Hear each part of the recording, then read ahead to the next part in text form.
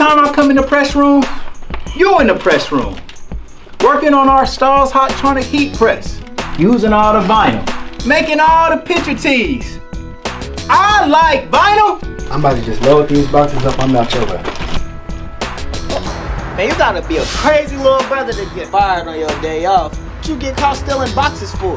Man, I didn't get caught stealing no boxes. He said he caught me though. We get our rent paid. Why don't you go in there and ask the girls real fast to see if they help us pay our rent?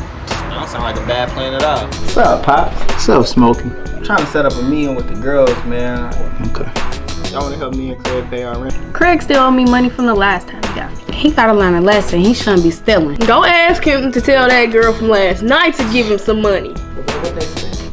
They said it's slow for real. I'm about to just ask boss when we get our job that night.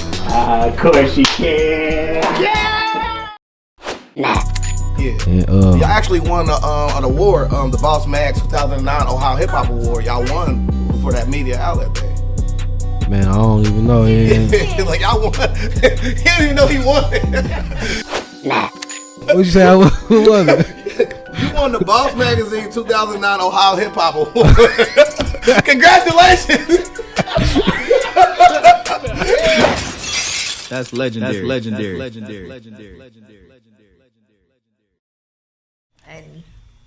Hold on, let me see. Am I in the camera right? What's up, man? Welcome to the Legendary People Podcast. I'm your boy, Smedro. Normally, of course, you guys normally see my brother right here, Peanut. So, Peanut, I want to start off the show by telling you, bro, we love you. Go ahead and get you some rest. Peanut's been going through his own thing, you know what I'm saying? So, we did want to say what's up to you, Peanut. And, so he normally say, this is Legendary People Podcast. That's your boy, Peanut. What's up with my bro, Stack and Smed? And then I'm sitting back there. And I say, what's going on? It's your boy Smed. I'm in the building. We want to invite everybody to go and subscribe to our YouTube page. Like, subscribe, ring the bell notification so you can get notified every time we drop hot, current content like we're doing today. It's spelled out exactly how you see it on the skin below, and that's the Legendary People Podcast. We do want to acknowledge our sponsors like we do every show. Shiekhs for breakfast. They got the best breakfast in the city. Agnes All Natural Grill for lunch. If you're ever injured at any time, call attorney Michael Wright at 937-222-7477. When you want to get lit a little bit, call my bro Antoine Cunningham. He is the CEO and founder of Kiara Wine. So when you want to relax and unwind, do it with Kiara Wine and the shoparea.com. They like the baby Amazon. From the store to your door in 4 business days. Delivery is always free. The shoparea.com. We are at T-Shirt Kings and Gold for Your Mouth and Camera King Studios. T-ShirtKings247.com. Right now, we have the best special in the world going on where you can get 50 shirts for $250. You can do that and promote your business or start your own T-shirt line. One thing that we want to do is just add value to whatever it is that we're doing. So T-ShirtKings247.com, 50 shirts for $250. And last but not least, my brother Peanut Johnson. He teaches you how to get a big old bag from selling stocks. And every show he teaches you how to do that step by step. So man, I'm telling you, if you've never traded a stock before or bought a stock, he walks you through taking baby steps so you can be a pro. And that Sell Stocks Not Dope every Sunday on the Dash Resource channel on YouTube at 8 o'clock. Sell Stocks Not Dope. And so now with all that being said, without further ado, Smed, over to you. All right, you guys, man. So look, every show we tell you that there is no story more legendary than the story that we're about to tell tonight. And this, everybody's story is a legend in their own right, and especially to the people coming up under them. And so tonight we have definitely another legend and a legend in the making. And so tonight we got Erica Bohannon. Hey. How you doing tonight, Erica? I am doing really well. Yes. A little tired because I had a long work day, but other than that, I'm doing really well. Right. So here at the Legendary People Podcast, we always like to find out the origins of our guests. So without further ado, where'd you grow up at? So I grew up in what is now called Eagle. I think it's like Eagle Ridge, but it's like Northcrest now. Eagle Ridge? Yeah, like Northcrest, Northland. Yeah. 5009 Norris Drive. What? Right at the In the bottom. crest? Yep, at the bottom of the hill. What? Yep, that's where I grew up at. Majority of my life is where I grew up, and then a little bit later, I moved to Trotwood and finished out my lovely adult life in Trotwood. While I'm still living in Trotwood, but yeah, that's where I'm from. So Northcrest, that's like I think of that as kind of like a tough area. Was it tough when you was a kid? I mean, so look, I don't really remember it being tough because to me it was like a little community of its own. I had my friends.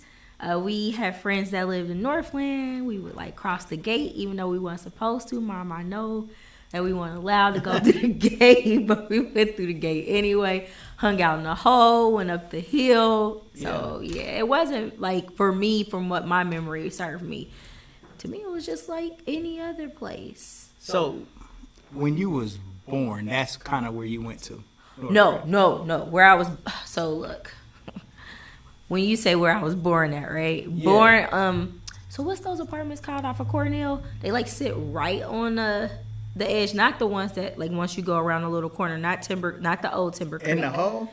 Not the hole, but the ones before the hole. The ones, okay. You know what I'm talking about? Right. Yeah, I know. I mean, you have to go through that little gate area. No, that's Old Timber Creek. So those are the ones that are in front of the Old Timber Creek. So you talking about Otterbein? No. Okay, so look.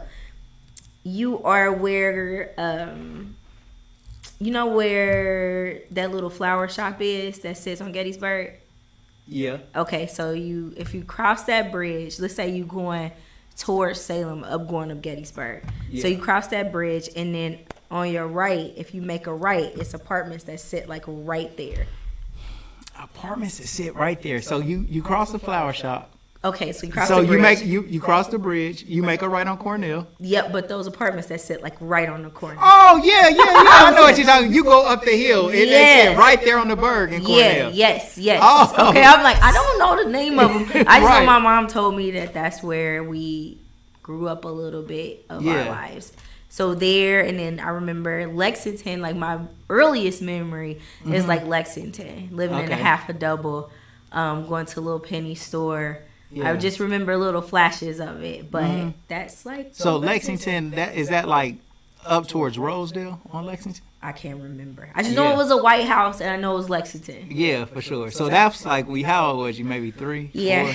3. 3 or 4? Yeah, so... Okay. You know, like brain development, you don't really start developing memory till like 3, 4, 5. Yeah, of course, definitely. So we normally like to find out like on your early elementary years. Your early elementary. So what elementary did you go to? So now, once I left Lexington, then we went to Northcrest. There we go. Eagle Ridge. Yeah, now it's called Eagle Ridge, but we call it the crest. We can't never really get into the whole vibe of calling it Eagle Ridge. Shout out to all my crest peeps. Yeah, man. That don't sound Eagle Ridge. That don't sound as hard as Northcrest. Hey, man, I'm from Eagle Ridge, yo. Like it just don't sound. So did you stay? You stayed at the bottom? Yeah. At the bottom. Mm-hmm. Yeah. So if you come down the hill, you make a left. That first left is where I stayed at. Yeah. In 5009. I remember that apartment vividly. I went to Timberlane for my elementary school, and then Timberlane. Where is Timberlane? Oh my, I'm be trying to crack on my That's school. An elementary. Yes. So Northridge. So you know where Northridge is, right? I know Northridge. Yeah. So they used to have a school called Timberlane. Right. And then the middle school is Esther Dennis, and then the high school is Northridge.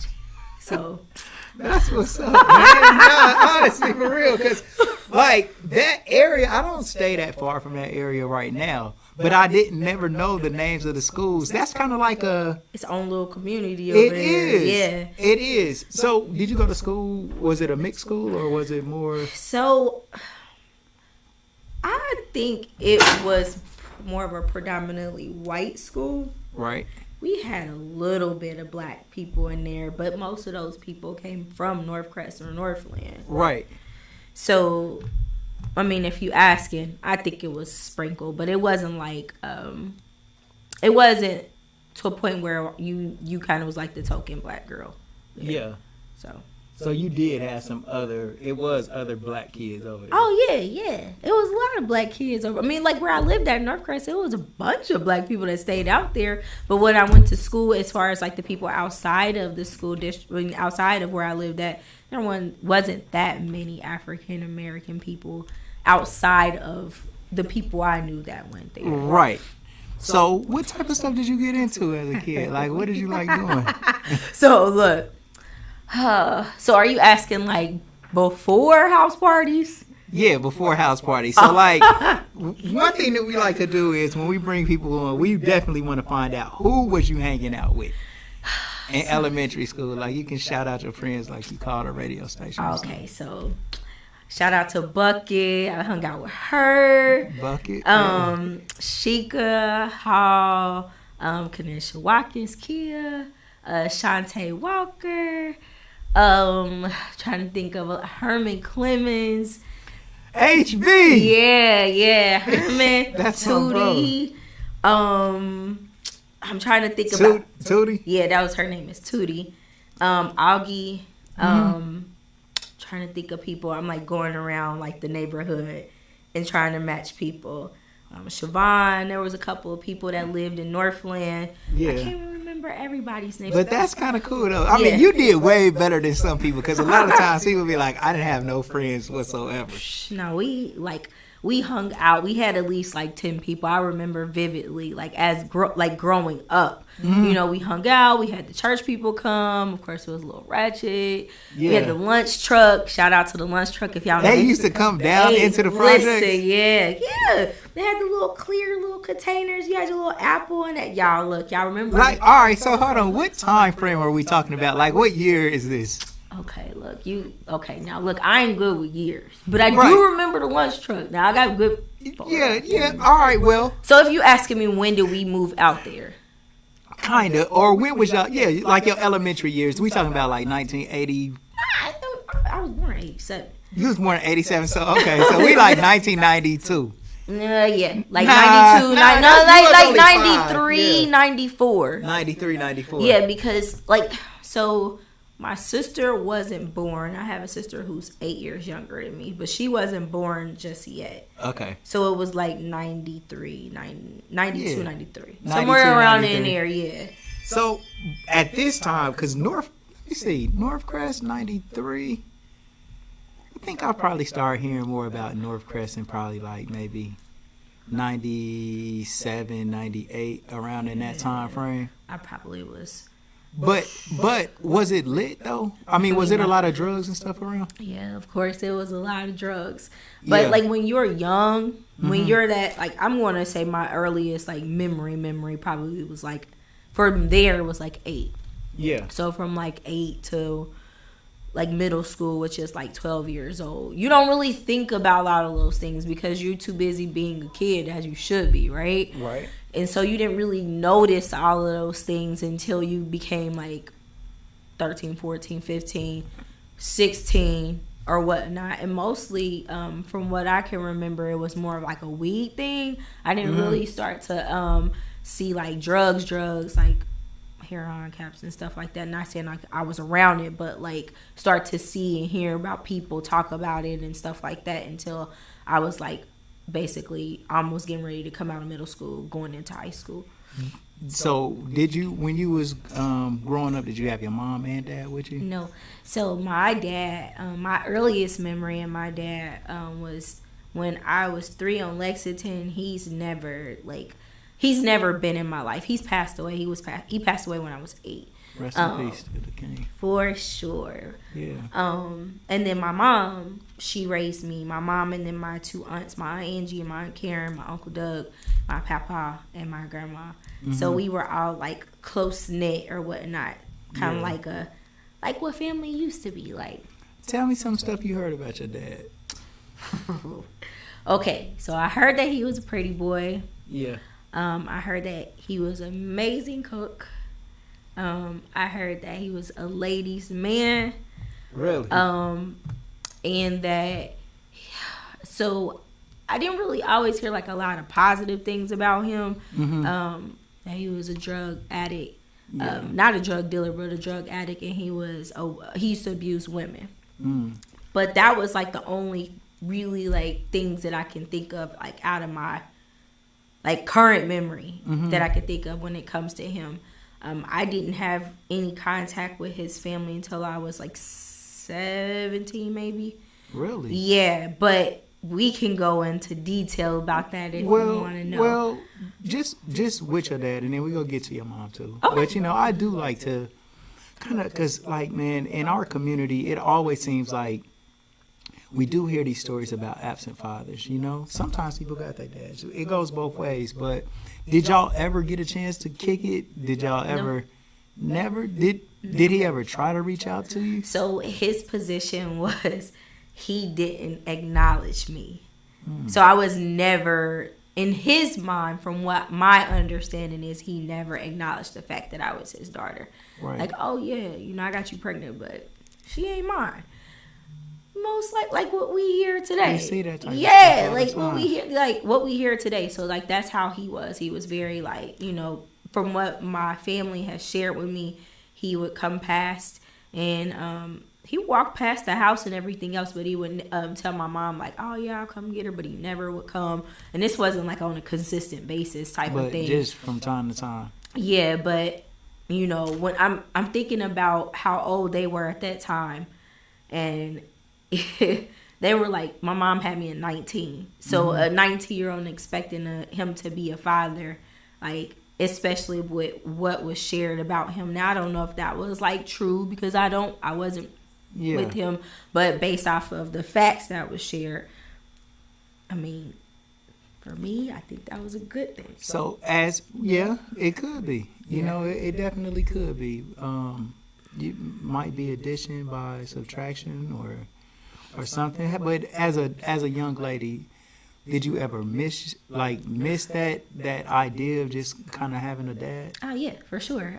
That's a really good question. I'm glad you asked that because a lot of people don't ask me that. So I believe that I've always had that yearning. We all do. As women, we all have that yearning for that father figure to validate us and let us know, hey, you're beautiful, you're talented, you're amazing, like you can do anything, and to protect you and to provide that unconditional love that, you know, what a man, I hate to say should, as his role and what I think from my perspective.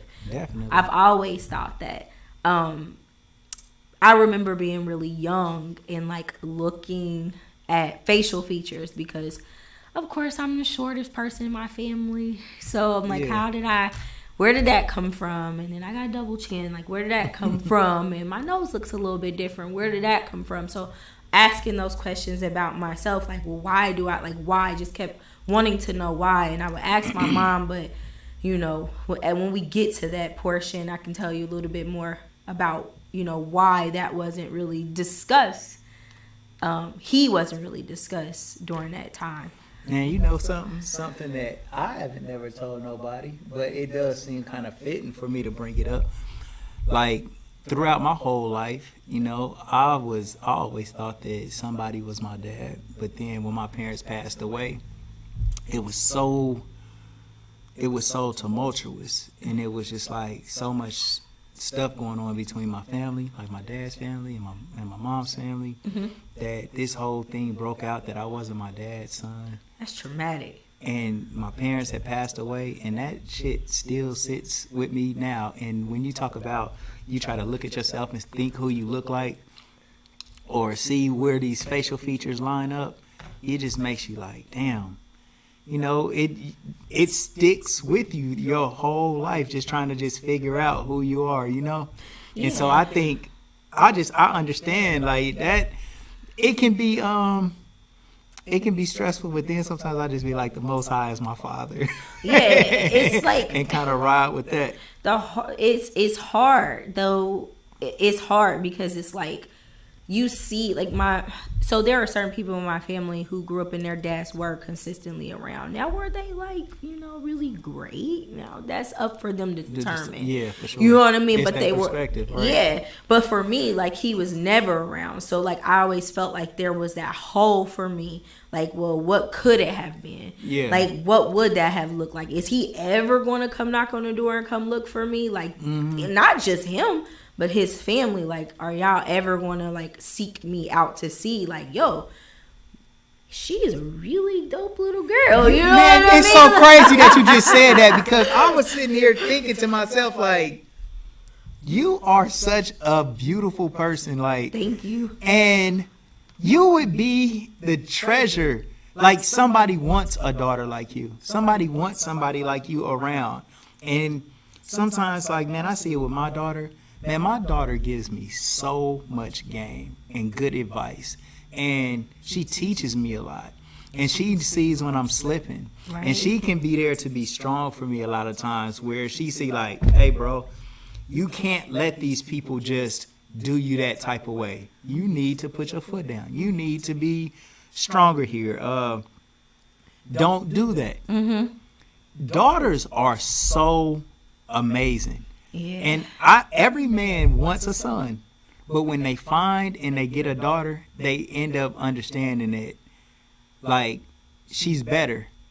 Because girls are like, you expect them just to be like soft or something, but they got the most, like, messed up sense of humor. Like, they like and do all the crazy stuff dudes do, except for they Girl. cutie pie, and you can't really hit them. You can't beat them as a child. So it's like, damn, No, legit. Like, you made a great point there, though, because it literally is like that. Like, we love laughing. We like doing silly stuff. We love all of that stuff. We're just females. Right. We are the other part of you. Yeah. So, like, that piece of, the protect, provide, and all of that, like, we are the nurture. We're that part that softens you up. Yeah. And so it's like, again, I think one of the biggest pieces I think that I miss is that, like, or what the whole that I think I realized as I was, like, growing and maturing and things like that, it's just like the guidance, because I didn't really get a lot of that, from, I had my uncle and, my papa passed away in 2018, but he was like my dad. But it was never really a conversation about, like, how are guys and what are guys like? Yeah. Stay away from bruh, because bruh might be a little suspect. Yeah. You know what I mean? And you absolutely need that, man. You need somebody to warn you about these terrible people, man, called men. Now, there are some that are a little bit more challenging. The Bible says there's not one. They went through a whole damn city trying to find one good person, and it wasn't one. And none. Not one could be damn found. Burn this whole shit down. Burn the whole damn city. Everybody down. Like, real stuff. But, okay, so, man, we talked about Pops. What about Mom, though? So, how's Mom's, man? What she do? So, my mom, she's been there since day one. Yeah. She's still around. Doing her thing. She just called me earlier, like, why is Thor's hammer bigger than what it was? And I'm like, oh, because it broke. And why is what? Thor's hammer? So I'm a big Avengers fan. Yeah.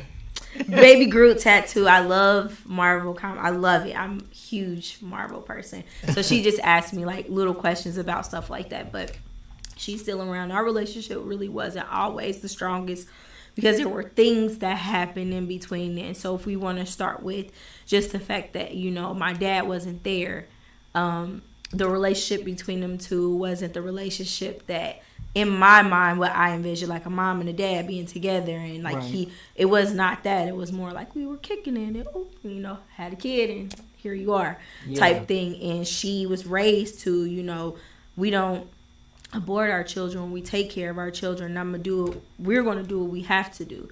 And so she had to take on that role, just like a lot of other moms do.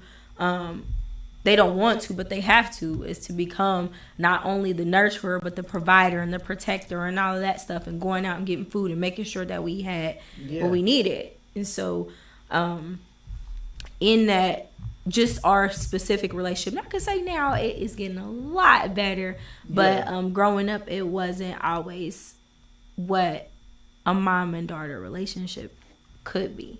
And I don't like to say should, because should is more societal for me in my head. Yeah. Because that's somebody else's view of what a relationship should be. Like, it's just not what I thought it could have been, what I needed from birth to, I would say, early, late 20s.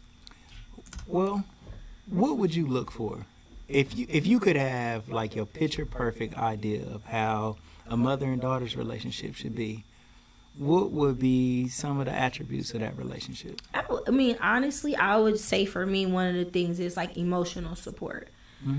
Just someone to listen to you or whatnot, and just to like laugh and enjoy or hug. Like, I'm a teacher, so we talk about the basic needs. Yeah. And so we have these basic needs that all people need is, to be seen, to be heard, to be loved, and to be, forgot the other one in my head. Yeah. But like, one of the things is, and I had to learn about myself, is one of my love languages is physical touch. And so I enjoy, getting a hug. But we weren't the family that show emotional, like, affection. Where we were the family that didn't really talk about our emotions. It's like you just repress it or suppress it. It was uncomfortable. And conflict, in my mind, I'm reframing that. Conflict was arguing and yelling and all that different things. So for me, one of the things that I would have loved to have was to be like hugged and said, I love you, or, I need you, or not even I need you, but I'm glad that you're here, just to be affirmed. Yeah. Because I went through a lot of my adolescence, just struggling with my identity and struggling with feeling like, am I even really wanted here? Now, I wasn't I didn't say that, but I felt that. Yeah. You know what I mean? Like, am I really wanted? Like, there's 3 of us here, and I kind of feel like, he has a dad, my brother got a dad, my sister got a dad. Like, why is my dad not around then? Like, why don't Are they older than you, your brothers and sisters? No, I have a younger sister. She's 8 years younger than me. And then I have an older brother who is a year and a day older than me. Yeah. His name is Eric, and my little sister's name is Tonisha. And I have sisters on my dad's side, Tiara and Desiree. And I have another sister, but I don't know her name. Yeah. So I've not met her yet. That's on your dad's side? Wow. And out of my dad's children, I'm the second oldest. Right. So you in the middle with your mom? Yep. All right. And kind of in the second oldest with your dad? So that middle child, they always feel like, man, the oldest kid. But I think the oldest kid gets it the worst, though. Well, I mean, like, from my perspective, from what I saw, like, my brother and me were like Oreo and then like the cream film. I felt like we were like peanut butter and jelly. Yeah. Anything that just is like yin yang, we were like that. We grew up together. So he's a year and a day older. Yeah. And so I felt like that's your twin. Yeah, like literally that's what it was. And so Eric was always in trouble. Yeah. Always in trouble and just doing something. But I think that was just because he was just like super curious and he just wanted to kind of figure out life. Yeah. And me, on the other hand, I was more of like the laid back one and stuff like that. So I don't really think it was more of like he took a lot of heat. I think out of us 3, I feel like I had to be more of the responsible one. Like I was the more mature one. And not really. You seem really polished though.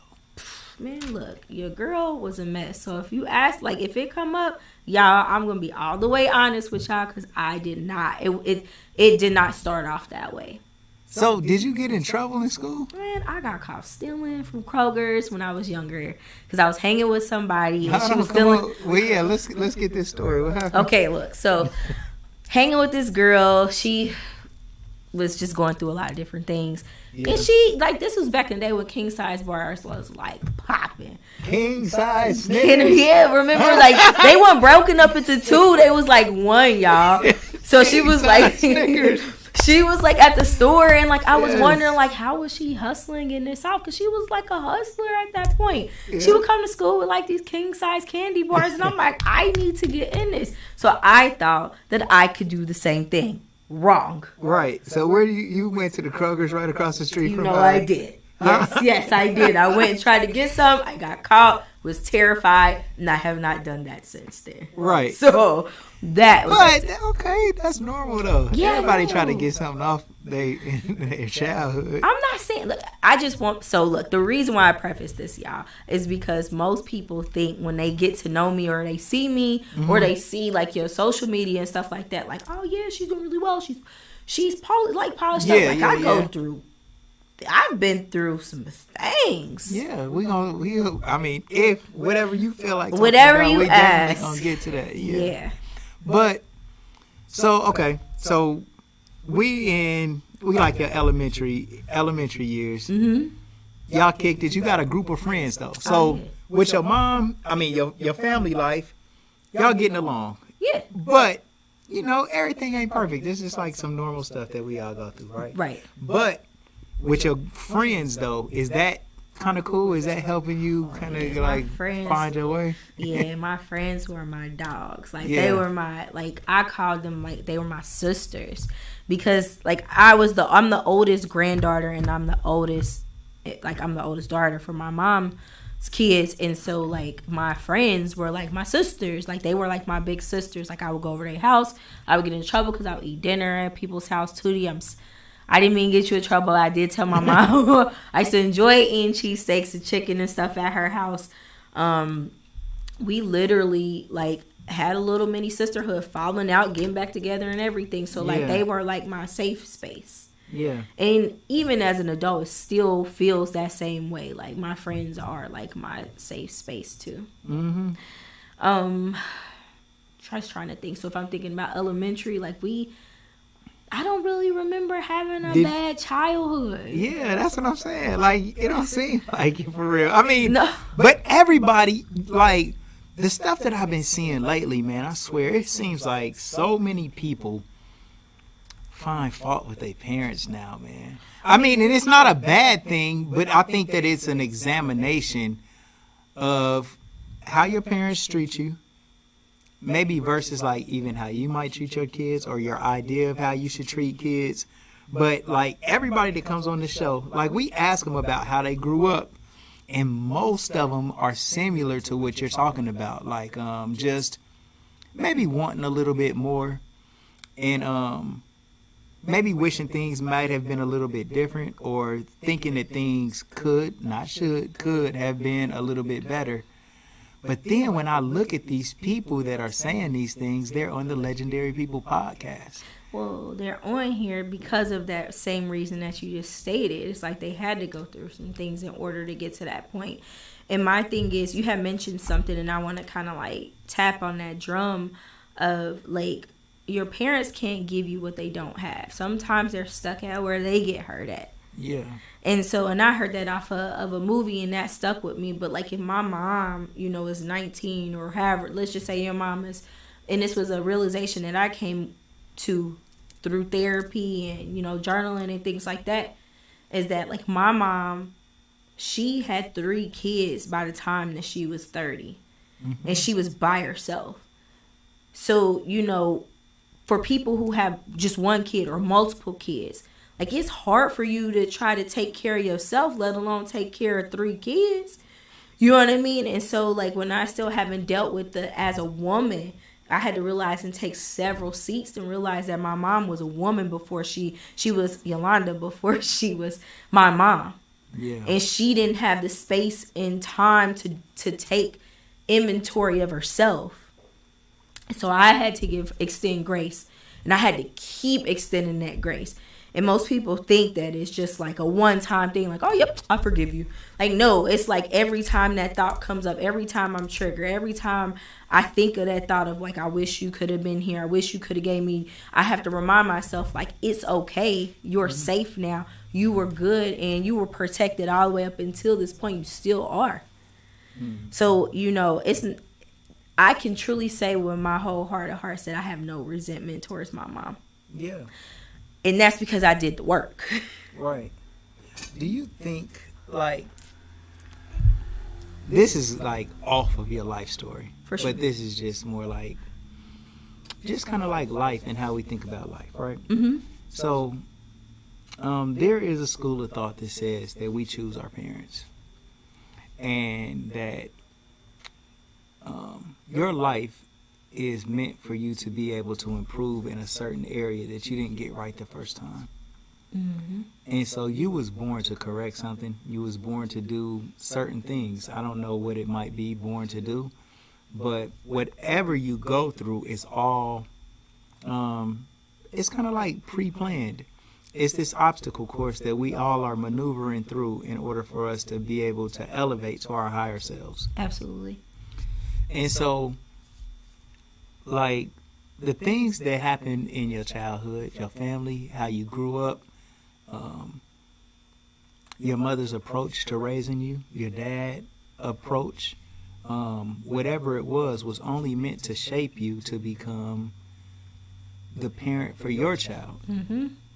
It's not even about you anymore. Mm-hmm. This is about your son. Mm-hmm. This is about your perspective on how to properly shape somebody who can be something major. Absolutely. From what you was missing. Mm-hmm. Is that possible? Yeah, it is. And a young girl, I was getting my makeup done for an event I did this past weekend, and a young girl asked me literally that same question. Mm-hmm. She was like, I just want to ask you a question. Like, first of all, you look really young, and you got a 15-year-old? I'm like, yes, I do have a 15-year-old. She was like, well, just how did you do it at 19? And I went into that same spiel I just said about my mom, but then I also talked to her and said, you know, I do get a chance to be able to choose the things that I think is best for him. Now, I'm learning as I go along because he's my only child, and I don't always get it right. But one of the things that I've learned along the way is to have more patience with him and not to be so irritated. To learn how to, especially with men, like tone, you know, because as a woman, like yeah, it's a voice. Yeah. It's a, I mean, and a woman has the ability to, this is, it might sound a little harsh, but the nag of a woman, and it can come from a wife or a mother, but men have to endure that. You know what I'm saying? And the things that a woman might have to endure from a man is just being like not sensitive towards something that's important to her. Mm-hmm. But these are the two things that kind of like counterbalance, and the man being insensitive causes the woman to complain. Mm-hmm.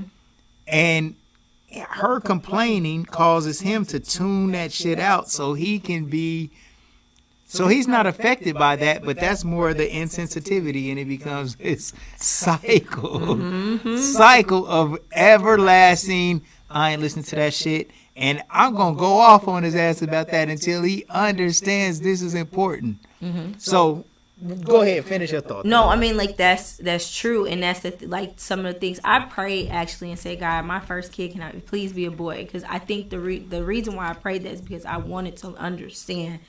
I really wanted to understand. I guess I could say like a man. He's not a man yet, but like understand them from like the time I conceive and pregnant, birth, all the way up until this point. And boys are just so different. And it's so interesting because girls were like, da, da, da, da, da, da. We talk all day long, and my son is just like, plot, twist, tell it. I just want to chill. You can go run around like a chicken with your head cut off. I'm good. He likes the simple things. He doesn't really like to have to do. He's very opposite of me. But like, is he logical? Very logical. Like and sometimes he hits me with it, and I'm just like, well, I mean, like, you got a point there. Like I've learned to be quiet more. Yeah. And that's the biggest thing that I've learned is to be quiet, because he won't talk to me if I'm talking too much, talking at him. Yeah. Or whatnot. Sorry. He won't talk to me if I'm talking at him. He'll talk to me when I'm quiet and I'm tuned in and attuned to him. Right. And so some of the things, like I said, like I've learned from my mom, and I wouldn't necessarily even say it's mistakes, it's that she did the best she could with the tools that she had. And so I had to take what I learned from her and from my aunts and, my papa, my grandma. Yeah. And then I just said, okay, these are the cards that you were dealt with. What are some things that you feel like? What are some things that you feel like, along with your faith, that will work as far as like you raising Chase? Now, I co-parent with my son's dad. Shout out to my trifecta, Melody and Big Chase and Dante. Quadfectas, like I call it, or quad squad. We all come together to help Chase become the best young man that he can be. Man, shout out to the quad squad. Yes, the quad squad. We the quad squad. We just got a new little one, and I call her my sugar bear. Yeah. So, we all. Now, who is the quad squad? Who makes up the quad squad? The quad squad is Melody, so that's Big Chase's wife. Yeah. Big What's Chase. up, Melody? What's up, Big Chase? She's watching it. She should be watching it now. Yes. So Melody Finister, Chase Charles Finister, that's his dad. Yeah. Dante, that's my guy, and then me. Yeah. And then we raised Chase. So, and everybody is all down with each other. Yeah, like that's how it should be. Well, a lot of people. It's interesting because we all get asked these questions like, well, how do y'all just sit in the room and just like, it's because at the end of the day, it's never about how I feel about my son's dad and his wife. Like, I am genuinely happy for him. And we went to the wedding and everything. Like, we are literally, like, I talked to her. She come over my house. She come over my house right now. She wanted to stay. She was the first person, one of the first people in the tornado to actually give me clothes off her back. Right. And she's always been generous and always been kind-hearted, and she sharpens me, and we sharpen each other. And I think especially with raising kids, like, you need a community of people, and we are like, I make decisions, of course, that I feel is what's best for my son, but when there are times where I don't really have all the answers, I don't know what to do, I lean on them. Yeah. And it's a beautiful thing. Nah, I think that is an amazing way to be. Mm-hmm. It is. I mean, that's no, come. Hey, no, wait. Come on. We're gonna take a commercial break real quick, and then we're gonna be right back. Hold on. Every time I come in the press room, you're in the press room, working on our Stars Hottronic heat press, using all the vinyl, making all the picture tees. I like vinyl. I'm about to just load these boxes up on that shoulder. Man, you gotta be a crazy little brother to get fired on your day off. What you get caught stealing boxes for? Man, I didn't get caught stealing no boxes. He said he caught me though. You get our rent paid. Why don't you go in there and ask the girls real fast to see if they help us pay our rent? That don't sound like a bad plan at all. What's up, Pops? What's up, Smokey? I'm trying to set up a meeting with the girls, man. Okay. Y'all wanna help me and Craig pay our rent? Craig still owe me money from the last time he got me. He gotta learn a lesson. He shouldn't be stealing. Go ask him to tell that girl from last night to give him some money. What they say? They said it's slow for real. I'm about to just ask boss when we get our job that night. Of course you can. Yeah! Or not. What's up, you guys? Welcome to the Legendary People Podcast, man. We got Erica Bohannon in this thing tonight, man. We want to shout out our sponsors.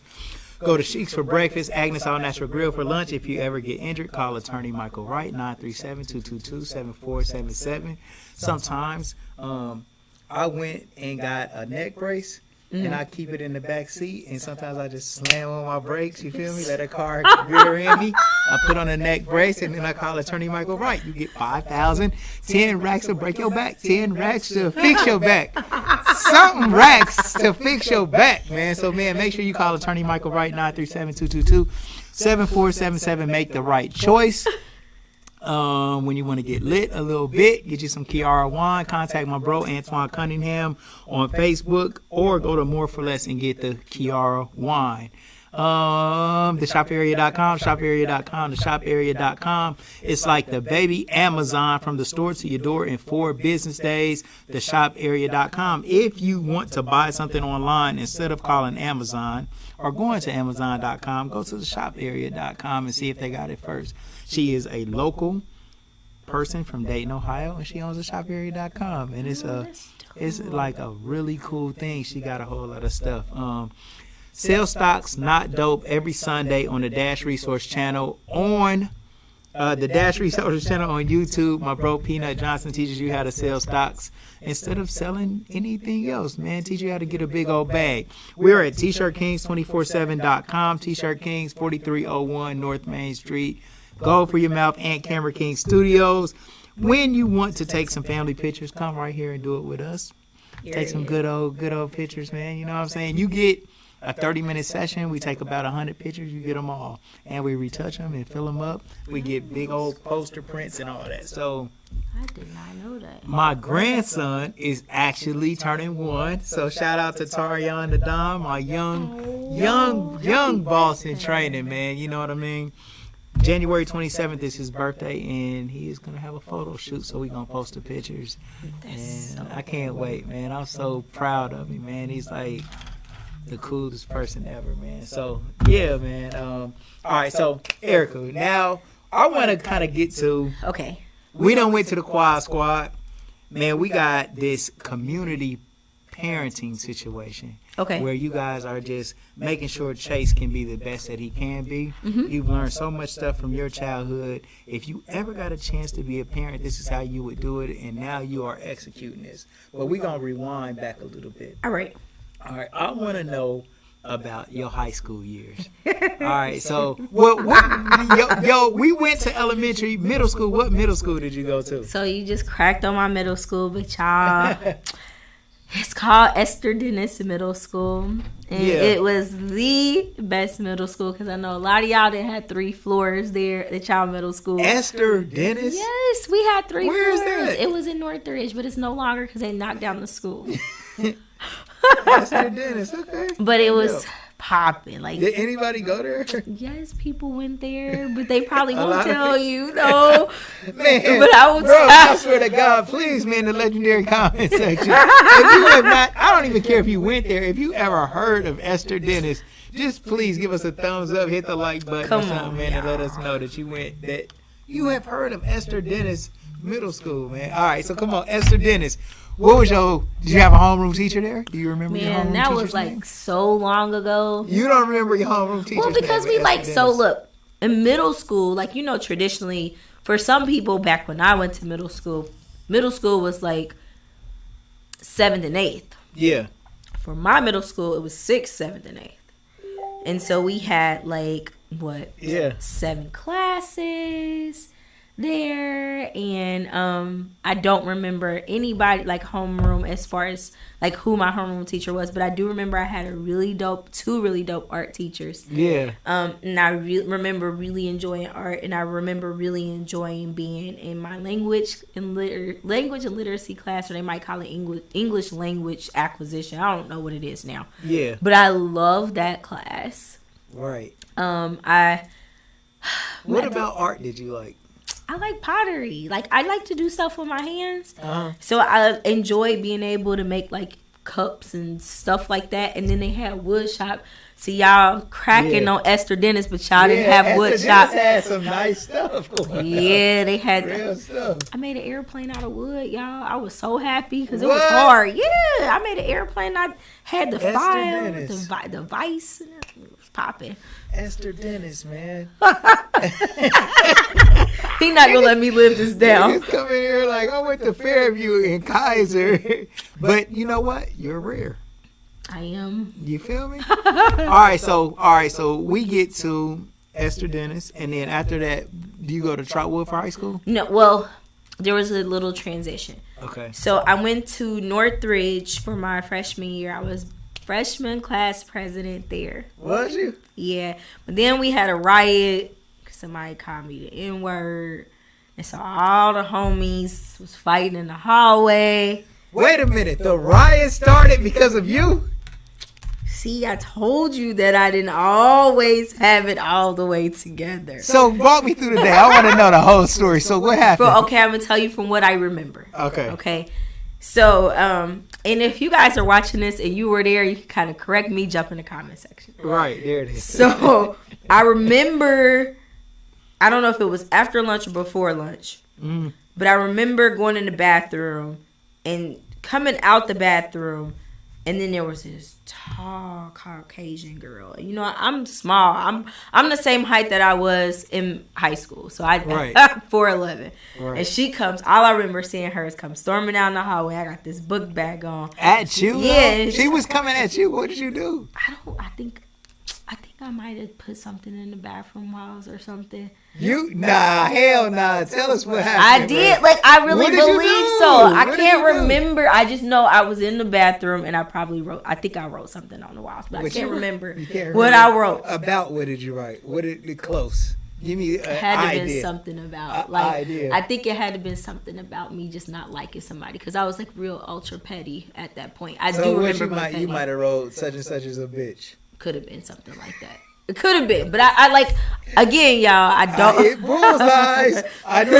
Could have been. I normally hit bullseyes. She came down and she was like, "You." The tall girl is a bitch. Yeah, no, the tall girl came down the hallway and was like, but that wasn't the girl that she wrote it about. No, I think it was the tall girl that I wrote it about. It had to be, but she come down. You put this tall ass bitch ain't shit.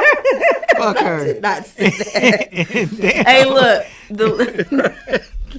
Damn. I done been through some things, y'all. Like, so she come down. That Northcrest shit was coming out at this point. Mm-hmm, like, it was full blown. Fuck all tall ass bitches. She said, she came down the hallway. She came down the hallway and she was like, "You bleeping N-I-G," you know. What? She said, "You bleeping N," and I was like, looking, and then, of course, I, couldn't back down from this fight. For sure. I was my alert still on me. So I squared up and we started fighting. And my friends jump in and book bags and paper started flying. So this was the race riot that happened?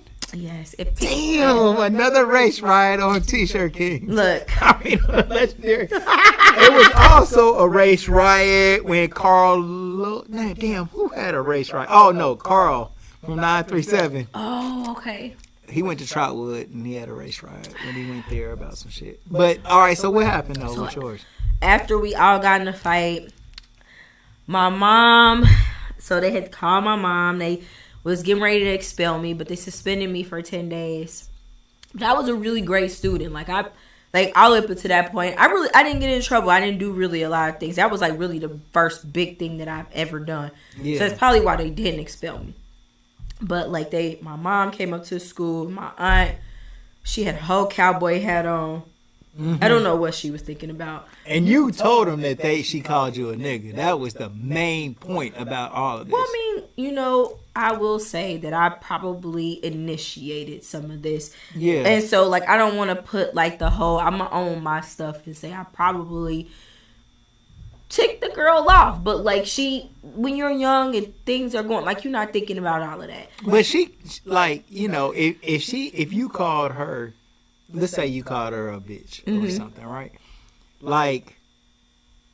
She can come back and say that to you. But calling you a nigga, well, cause that takes it to another stratosphere. Well, and that's why we had to square up. Right. Because, I want my friends, I wasn't about to allow for that to go down. Couldn't just walk away from the fight. Okay, you know what? You just called me then against him. Okay. No, that wasn't about to happen. So we squared up. We fought. We got it over with. But then, when we came back to school, I remember coming back to school, and in Northridge, they had these, big, glass windows where the lunchroom used to be at. Yeah. And I remember eating lunch in the lunchroom, and then the parents of the children who were involved, not black kids, but the Caucasian, they were at the window, you guys shouldn't be here and stuff so it was real, it was real tense at that point. Yeah. But I mean, the overall experience, and I will say this because I will say Northridge was a really big, they helped me out tremendously, and so I want to be very clear that was the only incident that I've ever had there. They truly cared for me. I felt like they really cared about me. Yeah, for sure. So much respect for sure. I feel you. Yeah. But that was me transitioning from my freshman year. So I went to Trotwood. Keep in mind, y'all, Northridge was predominantly white. So when I went to Trotwood, I was like, it is black people. It was so many black people. You said, where am I at? Oh, I was I was like, oh my gosh, there's people that look like me. I remember getting off the bus and just seeing black people, and I was so happy, Yeah. but I also was so concerned, apprehensive, because I'm just like, I've never been around this many black people before. like I was when I went to Mexico. I'm like, hold on, where's some white people that to make some shit safe around? Right, like, and it's like, it's just, it's different. It was just different, and I enjoyed my time at Trotwood. But you know what though? I think it comes from a programming that we got, where you was talking about you apprehensive about being around your own people. Like, that's normal though. I mean, you know, like when we get around too many bros, we are waiting for something to happen, or we like, hold on, is this shit organized, or is this thing is it controlled? Is it safe almost? But because of all of the different programming that we experience and different things that we see about black people, you know, it was hard though, because like coming from Northridge, coming to Trotwood, like there was a lot of different things I had to adjust to. So like, you know, black people are very proud about like hair and, you know, what they wear and stuff like that. And when I went to Northridge, it was just like, it wasn't like we didn't care about nothing, but we weren't really pressed on external things. So like I had to learn that aspect and like learn how to like okay, I'll give you an example, roller wraps and stuff like that, doing your hair and stuff like that. Like I didn't go to the shop or do any of that. I remember only going to the shop one time when I lived in Northcrest. But even after that, like just learning like culturally, like how to interact and stuff like that, like it was just a big eye opener, and I loved it because it was just like, man, like I done missed out on all of this. Like I just remember hearing about Trotwood when I was younger, and they talked about like the pods and all this other stuff and just how cool it was, and most people didn't like it because that's where all the like bougie black people went, right, and all of that stuff. So then, did y'all move up out of Northcrest? Oh yes. Okay. So we moved out of Northcrest, but we still moved to the hood, though. We moved to Albright. Yeah. So Albright was the hood of Trotwood, but it wasn't hood like Northcrest. So still shout out to my Crest people. I love Albright, like y'all my hood people, but they was not like the Crest people. So what was the difference? It was just in Trotwood. It wasn't like really... It didn't start becoming more ratchet until... I got a little older. Albright didn't. Yeah. Oh yeah, you was in Albright. Okay, yeah. Yep. On Shiloh Springs. Yes. I was thinking about the other one, like Pinewood. Yeah, Pinewood. Nah, no, I didn't even know Pinewood existed until like some years ago. Yeah, for sure. But that's where we lived or whatnot, and then I got flack from people that when I went to Northridge, or my friends from Northridge, because they're like, "Oh, you changed" and stuff like that. But it's like. I had to adjust. Like, y'all don't know what it's like to have to go to. And I had another friend, one of my really good friends, she went to Northridge and she transferred to Dunbar. And she said she had the same experience. It was very challenging for her to adjust. Yeah. So, but if you ask me how my high school years was. How was it though? Oh my God. Like, so let me ask you this though. So, young queen like yourself, you going to Northridge, predominantly white. Did the white kids used to try to talk to you? Like, did white boys? Boyfriend. Did you have a white boyfriend? I made sure he was a quarterback, y'all. So don't try to come for me. Like, don't come for me. But yes, he was white and he was cool. Like the quarterback of Northridge High School. He was like the middle school. I didn't date the him middle in school. high school. Okay, yeah. Right. But I sometimes, not all the time, like I don't really remember a lot of white guys trying to be like, oh yeah, we want to date a black girl. But I had like maybe 2 or 3 that was interested, but one that really felt confident enough to say something. Yeah. So I know y'all. Cool? Yeah, he was cool. If y'all on my page still, you know. You got some pictures of him on there? No, I'm not gonna. No. Oh, I was gonna say, Tay gonna fucking go off. So let me like, what the? Like, get off the podcast right now. We need to talk. Man, like, block. No, babe. Tom Brady on your page. This nigga ain't Tom Brady. Hey, I like Tom Brady though. I bet you do, but he ain't the 8th grade quarterback of Northridge. No, he is the GOAT though. Shout out to Tom Brady. Tom Breezy. What he got? Tom Brady got. So look, we took an L yesterday. It's okay. It's okay. No, Yeah, it's okay. Everybody, the bosses take losses. Players fuck up. I like that. I really like that. It's okay. So like high school. Yeah. High school was fun. I was like really. I think that's when things started to kind of like shift for me. I became really promiscuous in high school because, again, it goes back to, me not having my dad, me trying to seek out what I already had internally. Mm-hmm. And so I would just try to find ways to, what I call it now, try to self-soothe by connecting with guys that really didn't have no type of interest in me or anything good coming out of it or anything like that. So I would say, yeah, that was a lot of that in high school.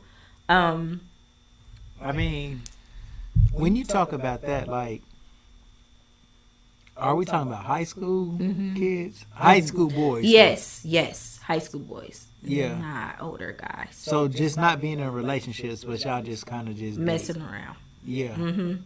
Yeah, so like that's what it was. It's just like you mess around with this person and you hanging with these group of girls and they try to, back in the day, they try to set you out with this person, you know what I mean? And hanging out and doing all of that stuff, and you just want to be in the in crowd. You don't want to be in the out crowd. You can't tell him no, you know what I'm saying? Because it could be kind of like weird. Not saying like tell him no, like if he trying to push up on you, but like you want to be like, oh, I want to hang out with you. You know what I'm saying? Because you hanging out with your friends and you want to be cool, and like that's a really big piece of being in high school, is you want to fit in. And I was trying to fit in by doing these things, and I thought that it was cool, but it wasn't. It was actually damaging me, and I didn't realize it. And so through that time frame, I ended up meeting my son's dad, and we had a really good relationship from junior to senior year. And then of course, things happened, and I was immature and just didn't handle the situation the best way that I could. So, well, if we would use your story to make it better for somebody else, like what was a mistake that you made that you would say don't do this? You mean, okay, be more specific. Like you said that you was being immature and things didn't work out. Is you're saying like these things didn't work out because of you as far as your relationship with your old son's dad? Yeah, I would say a lot of it was because of me, because of unhealed areas that I did not deal with, trauma areas. Again, just going out, just trying to seek and do everything else and not realizing like I don't have to do these things. Like what though? Like what was you doing? So like meaning, for instance, like because I was hurt behind a situation that had occurred, instead of me you and him? Yeah. Instead of me going out and trying to seek validation from another guy or connected with another guy, I could have communicated my feelings and shared how I felt and how it still affected me and how I needed time and space to kind of just heal through that. So what, y'all got into an argument? You didn't come to him and tell him what you was feeling, or what? I won't divulge into too many details, but I will say this. I will say that it was just an instance where someone made an honest mistake. Someone? He made an honest mistake. When I say he made an honest mistake, because we were young. An honest mistake like what? I can't divulge. I won't remember the quad fact that I want to protect. Yeah. Protect and make sure that I protect For sure. us. No, but move on. Yeah. It's cool. Yeah. But so what? When he made a mistake, you just wouldn't let him live it down. I don't think I fully forgave. Yeah. Is what it was. I don't feel like I fully let it go. I held on to it, and I noticed that about myself. Of course, as I'm growing it, that I'll hold on to something because I expected more out of you. Right. And so in that instance, I expected more. I held on, and then I ended up trying to seek out of my own pain, seek attention and affection from somebody else, which in turn hurt the other person. And now I would say that's the biggest thing, is just learning how to be able to communicate and become okay with expressing your full range of emotions, because if that person truly cares about you. All right, so now let's go here. Let me ask you a question. Mm-hmm. And I'm not saying that he cheated, okay? But let's say that he did. And was Lil Chase born already right now? Or was she pregnant at this point? No. So I was. You was. Mm-hmm. So let's say that a man cheats. Mm-hmm. Can a woman forgive him for that? I think she can, but I think it takes a lot of if I'm not looking at this specific, all women have been cheated on. So like if I'm just looking at it from a standpoint of just being cheated You said on. all women have been cheated on? I would say all women have been cheated on All women before, have at been least cheated on. one time. One time. Yeah. One time. I just What that's about my men? You think all men have been cheated on too? I think so too. Damn. It's the reality of things. I'm not saying it's What's okay. the solution to that? I don't know. I don't have it. I'm not God. I know that. I don't, because you can't do like if you could be flipping pancakes. Comment section. You guys. What's the solution to cheating? Is it no committed relationships? Is it open relationships? Is it men being able to tell their woman that from time to time I'm going to be interested in other women, and I guess that's just a conversation. that don't mean that I don't love you. But what does it mean then? That's the question. Then what does it mean? Because and that's where it gets a little sticky, because it's like, if it doesn't mean that you don't love, if we look at the if a man goes and plays a game of basketball, does it mean that he doesn't love his woman? That's just basketball. But if you're looking at it, I guess so. Women, I'm from the man's perspective, right? And that's what I was about to say. There may be no difference than him going to play a game of basketball, which might be wrong in a spiritual way.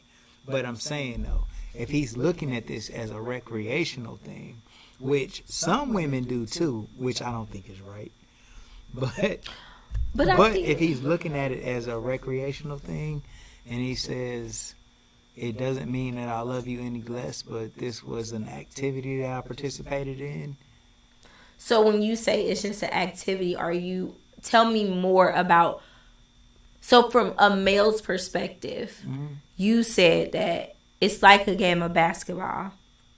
That is just if we're saying it's just a game of basketball, and that it was something recreational. Tell me more about, help the viewers understand what that looks like from a male's perspective, because I can tell you from a woman's perspective what that looks like, because we think with our emotional self, not logical, but you're looking at it logically. So help us understand what you mean by that. Well, I think that, it doesn't associate with love or feelings or anything that would be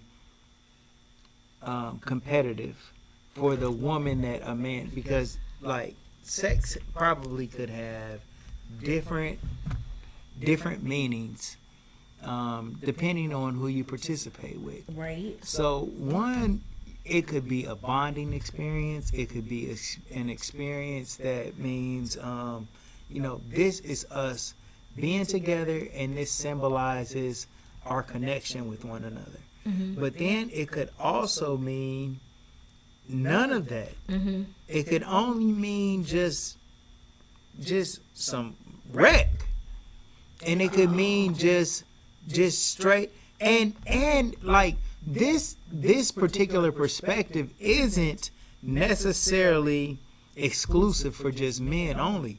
Like this perspective could go for women. This could go for anybody who is looking for sex as a reason to be able to whatever they might want to do. They might want to climax. They might want to feel wanted. They might want to feel beautiful. They might want to feel like somebody. They just might want to have sex.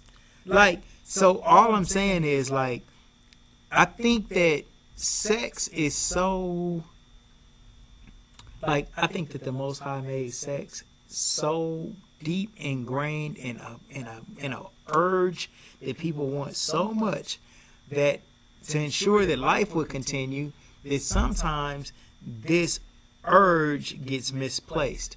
Like, in a perfect world, everybody would be having it just to procreate with somebody that they love and they're building a family with. But America is different. Like, you have to factor in America as what it is. Like, America is a place that's not all the way right, and it tilts the scales on what's right. And a lot of things that are, there's a character in superhero comics or superhero shit called Bizarro. Do you know who Bizarro is? That name sounds familiar. Bizarro is Superman. Okay, but he's the evil version of Superman. And he seems right, and when he shows up on the scene, everybody thinks he's coming there to do good. But actually, he could do bad. And sometimes America is that representation where you have to lie to somebody in order to protect them because you really love them, which is wrong. But you got to trick a woman.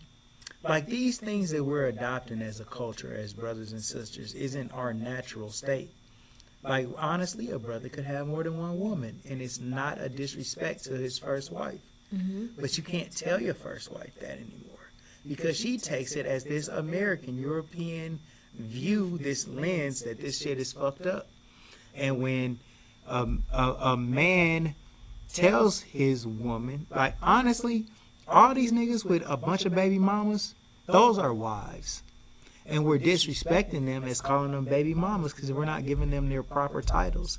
And if we was all working in unison like the Quad Squad, we would see a lot more productivity instead of hatred in our family, in the building of our communities. Like, if I got 3 or 4 wives, okay, and we are all kind of working together, we can build up our business. We can all work together, and everybody come together, and we all got a job inside this family.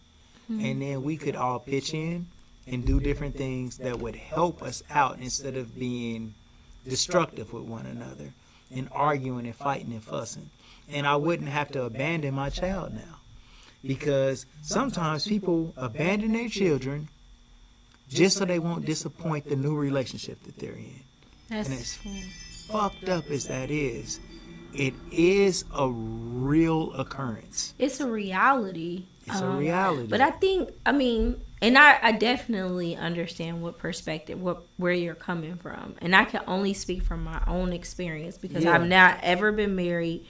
And I only have one kid. And I, like I said, I co-parent with my son's dad. But I know that works for us. Like, that works for us. And I do believe at some point I will. What is a marriage? I have not dug into. Absolutely know.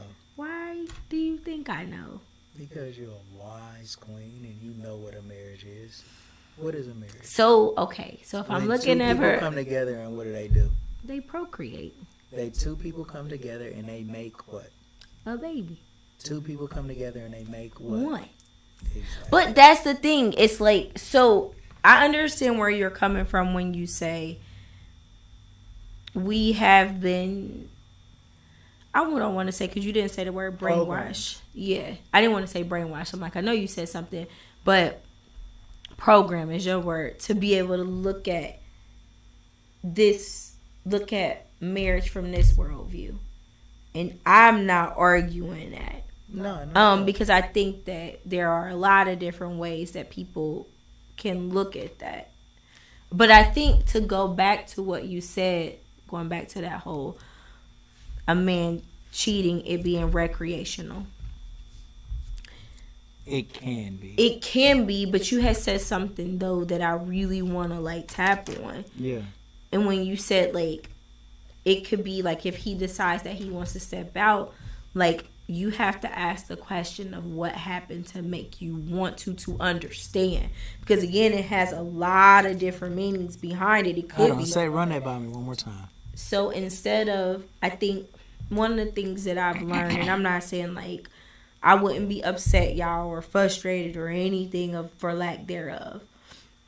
What I am saying is their behavior is a form of communication. It is. All behavior is a form of communication. For sure. And so if this person, if you know this individual, whether they be male or female, and that's not their MO, let's just say we were together and my MO was just, go to work, do this, you know what I'm saying? I'm pretty, you know me. I'm not out here trying to mix and mingle and do all these different things because I respect myself and this is what I believe about myself, but I do decide to step out this one time. From your perspective, you're going to be like, you can either look at it many ways, but you can either ask the question of like, dang, you be upset and angry, want to knock over stuff and stuff like that, knock her head off and everything else, or you could come with understanding and say, be curious, be like, what really happened here? What led you to make this decision? Because you've been, like, there were little decisions in between and that led you to do that. Yeah. And you had said something earlier about, like, people not feeling like they good enough, people not feeling like they worthy, and all, like, those are root issues as to why people make decisions about things all the time. Yeah. It's not that, like, I just want to go out here and just be mixing and mingling and giving myself to everybody. Even as a high school student, that ain't what I wanted to do. And I'm bringing it back to myself because I can only talk about the experiences that I've been through because I'm living my life in my body. And so my thing is, it's like, it's not that I wanted to. So if you were to ask me, like, well, what made you make these decisions? Well, because I didn't feel like I was worthy. I didn't know who I was. I didn't understand who I was. Like, so now you say queen and you say, oh, you are this and you're that. Like, I know those things now because I've been through some things. But if you ask me, I think one of the things, if we're looking at, America, and we're looking at our society, Western culture, we do a lot of, we get frustrated with people and we get upset because we believe that they should be the way we think that they should be. And we don't understand what this person's worldview is of how they see relationships or how they see work or how they see all these different things. And instead of coming at them with that, take a step back, sit down, and really become curious. Because if you're curious and you sit back and you observe them, you'll be able to really start to see, like, oh, this is why this person moved this way. Because 9 times out of 10, okay, let me take it all the way back. Yeah. Our relationships, the way that we understand people and learn about people, our first relationships, the first place that we learn what love is, what relationships are, everything comes from our mother and father or whomever our caregiver is. Yeah. So if that caregiver, if that mother and father was abusive or they talk down to you and everything else, guess what your worldview is going to be? I'm not worthy. Negative. Yes, I don't feel safe. So then you're going to seek relationships from that same view until you decide to want to heal and get a new lens on things. And so again, that brings me back to the statement of what you just stated. Like, for it's recreational, it could be recreational. I don't want to say it is. It could be recreational. It could be this. It could be that. But that's dependent upon the person that you're dealing with. Because it could be a person who they're okay with just going and doing that. And they understand that this is where that comes from and they don't want to change that. Or that person might not be aware. They might not have spent time being conscious enough to really even think about, well, why do I go give my body away? Well, why do I keep spending money like this? Why am I overeating like this? What caused me to do this? Why do I do the things that I do when I don't want to do it? But until we take time, and I think as a culture, one of the things is I tell people, y'all, this phone is like a giant pacifier for adults. Yeah. And what we do is, when we don't want to deal with the issues of our heart, the matters of our heart, we go to social media or other things, sex, Pornhub. We go to, drinking, we go to smoking, we go to all these different things to numb ourselves.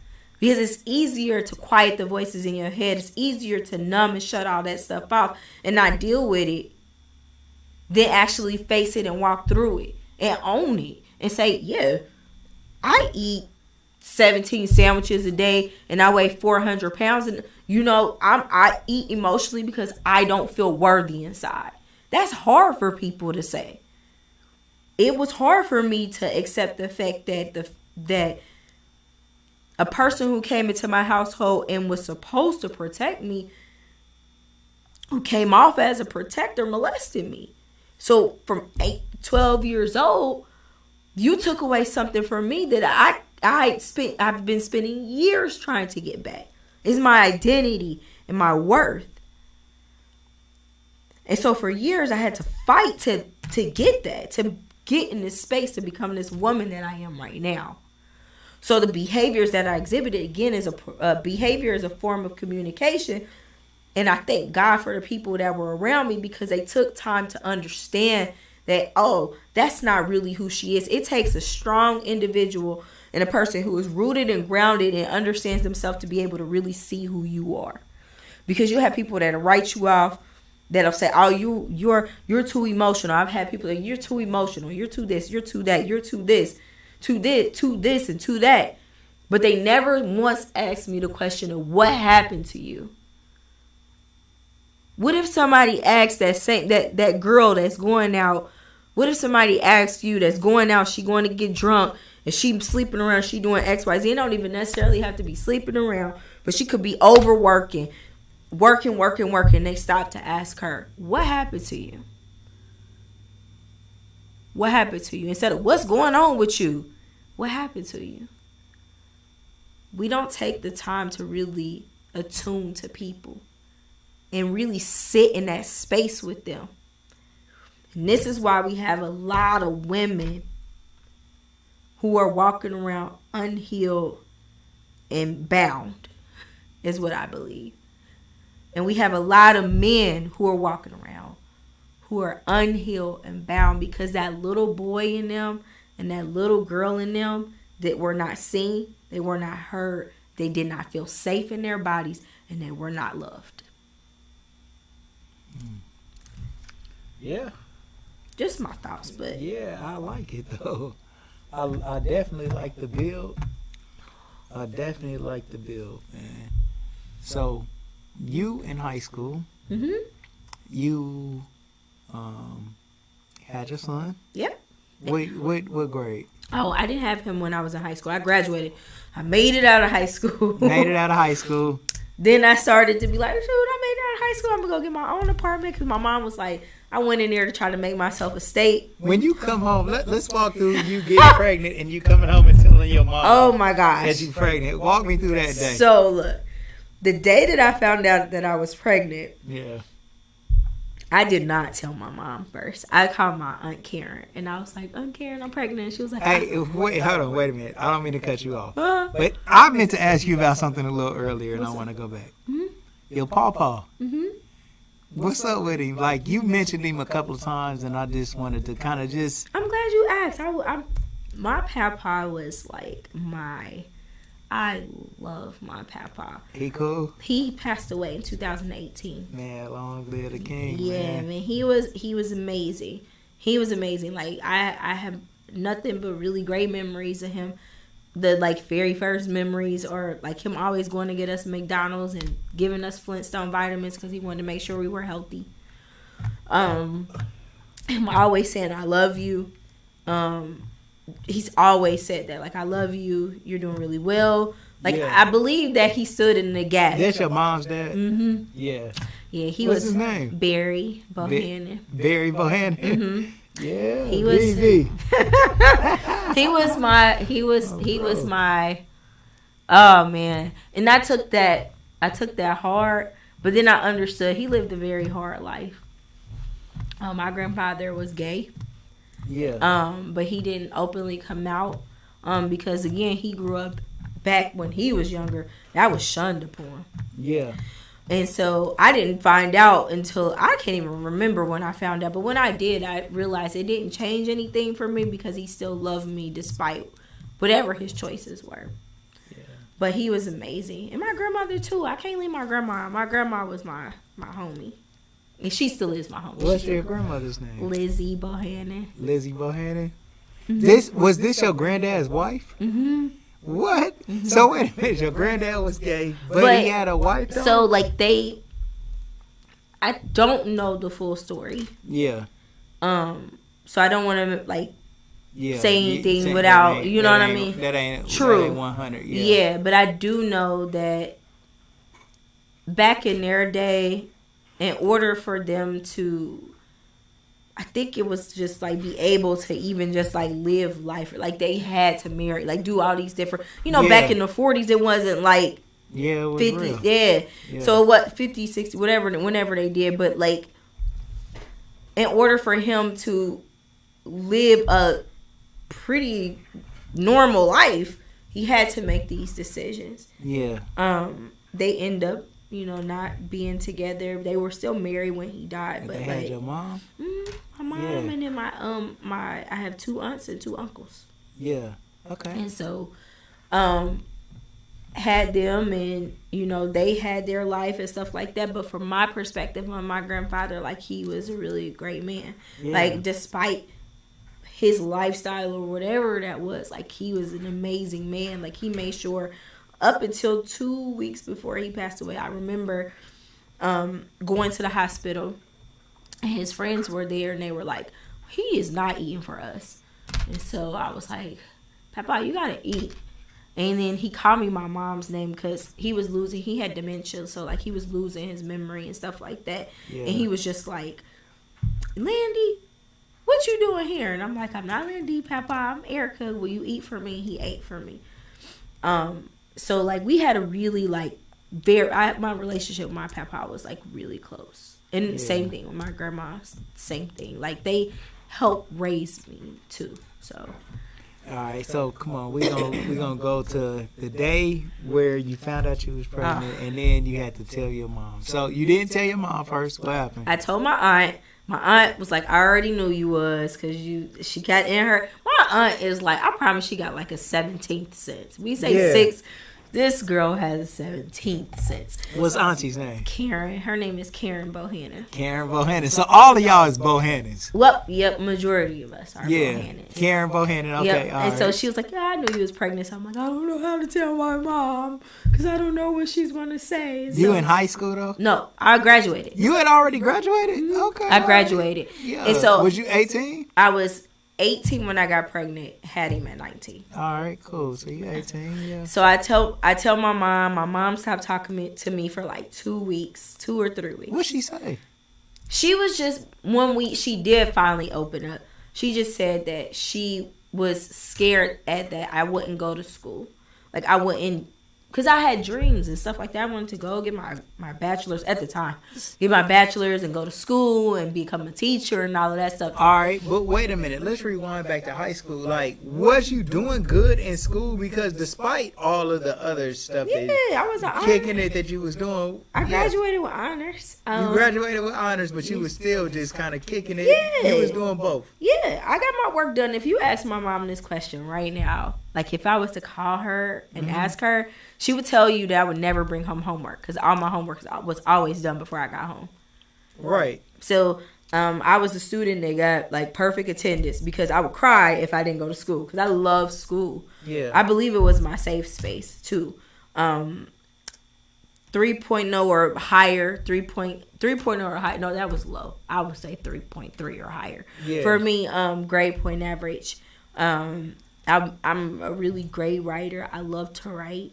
Math, not so much. Not my thing. But like I was a really good student, like a great student. But when I got out of high school, that's what the big thing was that, oh, well, you might not finish school. And I was like devastated because I thought that I probably would. They was telling you that you might not finish school? Well, you might not go to school. Okay, you might not go to college. Yeah, because I had a kid. And, back then when you had kids, the perspective was like, oh, your life just completely stopped. Yeah. happy to say that did not happen for me. So, I mean, did you apply to schools? I mean, before you got pregnant? I applied to, I believe, Alabama A&M. I wanted to go to Ohio State. I wanted to go out because I'm like, true, I want to go see what life is like. And so when I did that or whatnot, my mom wasn't really open to me going out of state because she was just uncomfortable with what that could be like. Because I was like, again, I was the first person to graduate, first child to graduate from high school. So that was like a big thing, you know, for them. Well, what I think it is. It's like a big thing. But I had Chase in 19. Me and his dad made sure he was good. Yeah. I worked full time. How did Big Chase act when you ended up getting pregnant? What was he saying? He was there. He only missed one doctor's appointment. Yeah. But he was there the entire time. He was there the entire time from conception all the way up until now. Like now, he's always been there. He was there when I had him. He was probably they say he was about to pass out. Yeah. Because he was like, I didn't think it was that serious, but it is. It took me 3 days to have little Chase. What? Yeah. 3 days? How? Because I'm like small framed and I'm so dramatic. I'm so dramatic. That pain was terrible. What was you doing? The pain was terrible. I was like, look, they gonna have to drug me up. Right. The whole time you was getting dramatic. I was so dramatic. I mean, like, it was horrible. The process was horrible, but afterwards I was So fine. when you finally went into labor, you was afraid? No, when I went into labor, I was eating a full Subway sandwich, and they was like, oh, well, you have to, like, stay, and I was crying because I really realized, you got to think about a 19-year-old brain, you got to have a kid. Yeah. Like, I'm like. You was worried? Like, this yeah, might like, not go right. Yeah, of course. I'm like, first of all, so yeah, I mean, I gotta really. But you know what? I think that's probably a normal feeling for mothers. Like, you think about, like, damn, I hope this works out. Hey, look, I don't know, and I talk about this with people. Like, when you get pregnant, you be like, cool, like, it's cool. You pregnant, and then you realize that you gotta actually have this thing, right? Like, it's gotta come out. You know what I'm saying? Like, one way or the other, you gotta leave the hospital with this kid. So how you gonna do it? Yeah. And so, like, for me at 19, my brain could not fathom. Like, I gotta literally push. Out. So like, that does sound. It sounds frightening. Yeah, it is. It's very frightening, and it was very challenging. Yeah, for sure. But I had him successfully. He came out. He was cool. I stayed at my mom's, and my grandma and my aunts came and helped me. Yeah. And then I moved out, and I've been on my own since then. So all right. So after you moved out, where did you go? I stayed with my son's dad's dad, and then I moved to Albright for 3 years. Just to get on my feet, because I had to tell Big Chase, I said, look, we got to have our own place for Chase because he has to have his own room. Now, Big Chase was opposed to going to Albright, and I understand why. And so, was Albright lit back then? Like, was it? Albright has always been, I mean, mild-mannered from a project perspective. Yeah, it's not like, it ain't never been like, you like can't pull up in courts. There. It ain't never been like the Arlington courts or Parkside or damn like Soda Bash. Yeah, it ain't like you can't pull up in there. It was very like cool, but like for what he sees, what he wanted for his son, he didn't want that. Right. But I had to explain to him, like, you know, I'm young, I don't really have an income, and right now this is the best decision for me. But I knew going into it that I wasn't going to stay there long. Like, I had already made my mind up. I was like, look, this is for me to grind it out and get to where I need to be. Until I get to where I need to be, then I will leave.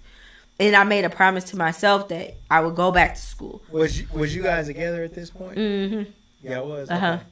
And then we stayed there. He stayed there the first year. We ended up breaking up. And then I stayed there for 2 more years. And then I moved to Westbrook. So when you guys break up, are you having fears for Lil Chase that things is going to be how it was for you? Because Chase was always around. Even though y'all broke up, he was still around. Nope, I didn't have any fears. I think, I'm sorry. I would say I was more afraid of the fact of like the consistency, like just being like showing up consistency. Y'all just decided to break up? So, trying to think. Without it, well, you know what? It was things that led up to that caused us to. I won't divulge because I want to protect the integrity of. Yeah, for sure. Yeah, but like we broke up, and then once we broke up, you know, of course, he had to mature some and stuff. Like he was in his early 20s. I was in my early 20s. We had to mature. So there were some little things that, you know, he had to learn. There were some things I had to learn because he had to have a life too, and I had to have a life too. But we needed to figure out how do we have that life? Yeah, exactly. And so how do we, you know, share Nino? That's what we call Little Chase. How do we share Nino? And how do we Nino?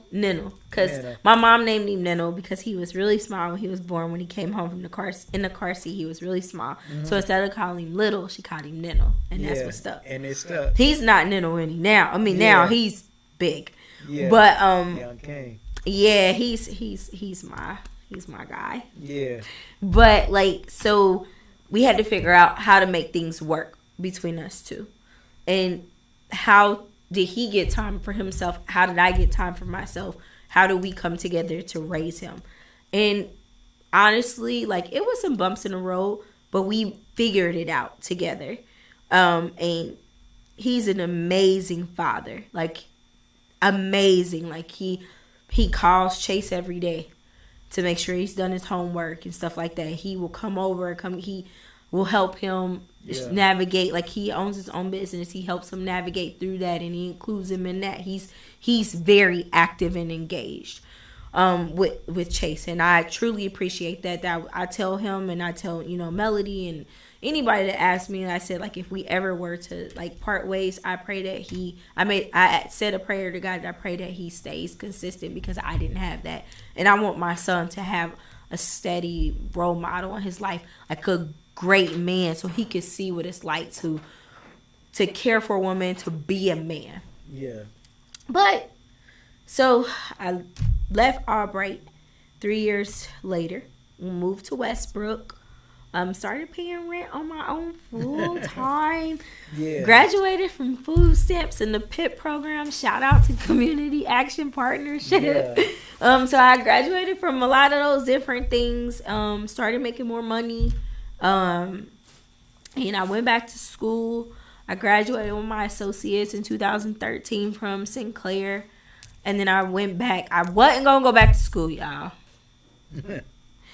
But the Lord had different plans. Yeah. Went back to school. I mean, the day before classes started, I went to Central State. They gave me a full ride scholarship. Central? Mm-hmm. Nice. So I graduated from Central State in 2016 with my bachelor's in early childhood education with my license to teach, and I was 2016 student teacher of the year. What? Yeah. And then right now, how'd you feel winning that award? I was shocked though, like, because they didn't tell me. I mean, like, they weren't supposed to tell me, but like my Miss Shelton, her name is Angela Shelton. She works for Dayton Public Schools. Yeah. She was I forgot what they call it now, but like basically she was like my teacher who kind of like trained me. Mm-hmm. But I also worked in the field, so I was already working in child care. I already had experience, but her and my professor, Dr. Swami, they both got together and decided that they thought it would be a great idea to nominate me for Student Teacher of the Year for Central State. And so I received the nomination, and I ended up getting an award. They're recognized by the state of Ohio. It was a really big deal for Central State. That is real cool. Yeah. Yeah. I downplay it because I'm just like, I just love what I do. So like for me, it was just like, it was humbling. It was amazing to be. Easy. Yeah, because I do, like, I love teaching. Real easy. Mm-hmm. And then so as Tom Brady said, he said it's over. He's retiring. I can't believe I said What do you that. think about that now? Hey, look, I was like, at this point, he probably is gonna retire. I'm just playing that way. So Here, let me do some sponsors. Let me talk to my sponsors real quick. Hold on. go. Where is this card? Here it is. Here's the cursor.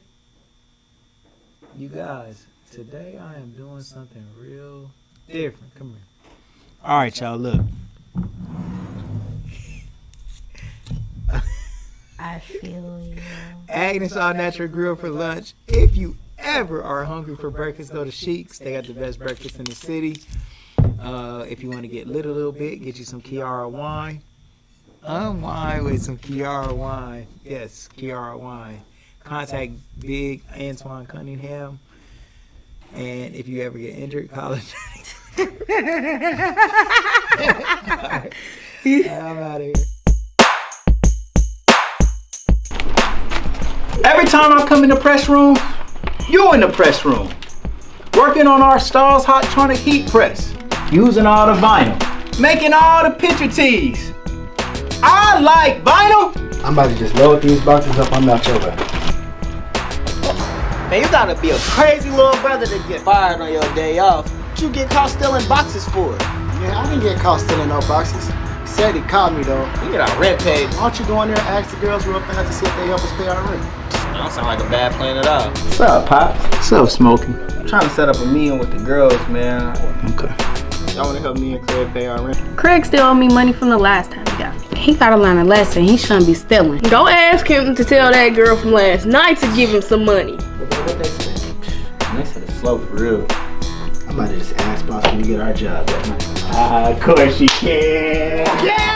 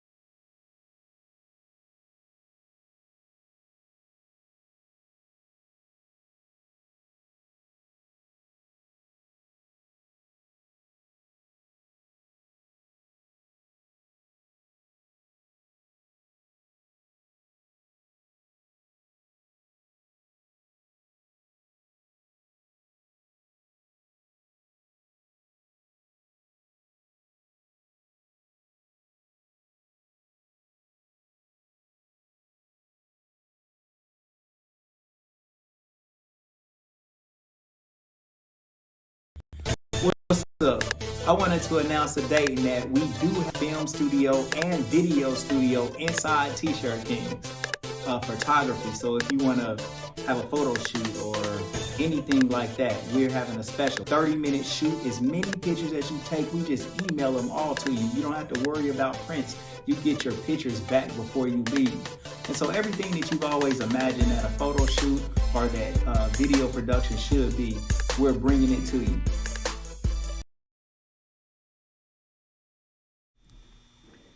Oh. Man, that is so true. All right, you guys, we are back. Welcome to the Legendary People Podcast. Make sure that you're on YouTube. If you are watching on YouTube, hit that like button. We are monetized right now, so every like matters for us. So make sure that you like, subscribe, ring the bell notifications so you can get alerted every time. We have had so many guests come on the show, and so you guys make sure y'all comb through our videos and check out who we've had on the show. We've had Michael Wright come on. That's dope. Jeffrey Mills, Winona Chenault, Shawan Fry. We had Daquan Cook, DJ Jelly. We had LeBron James. For real? Junior. That's Coach. dope. Hey, listen. Hey, but just people like that who have had amazing stories. We've brought them on to let them have an opportunity to tell where they came from. Mm-hmm. Ken Lowe from Players University. Tommy Owens, Marlon Shackelford, Tony Ruby. And so you guys, recently we had Star on, Tina Shaw, who she was a young lady who dated people who was hustling back in the day, and she told that perspective. So a lot of different perspectives, but everybody has went through challenges, and with these challenges that they went through, you might see yourself in some of these spots, and you can figure out how to kind of like finesse out of these situations that they was in, that you're in too, and know that there is brighter days ahead of you. So all right, Erica, we're going to get to what you are doing right now, because I know it's getting late and you got to take care of your stuff. Yeah, so like, all right, so we got Teacher of the Year. Yeah. So tell me, so when do you start teaching? So I've been teaching. So I taught infants, toddlers, and twos and preschoolers from my junior year of high school. So I went to CTC, Miami Valley Career Technology Center. Yeah. I started there, and then I didn't officially go into like the public schools until 2016. Right. And so I taught kindergarten at Rosa Parks in Dayton, and I loved it. Yeah. Loved it. I love my kids. I loved everything about it. It was dope. And then I came out of the classroom because they had like this RIF process. Mm-hmm. So basically, last one in, first one out. Yeah. Type thing. And so that's what you did? I had, like, that's what the process I went through. So that was kind of like devastating, because like basically I was like laid off is what that means. Oh, right. And right, so right. like, yeah, like I was laid off. And so it was hard for me, because I'm like, this was my like dream job, was to teach kindergarten. Like that was my dream, was to teach kindergarten. Right. And then I just never went back to it. And what makes a good kindergarten teacher?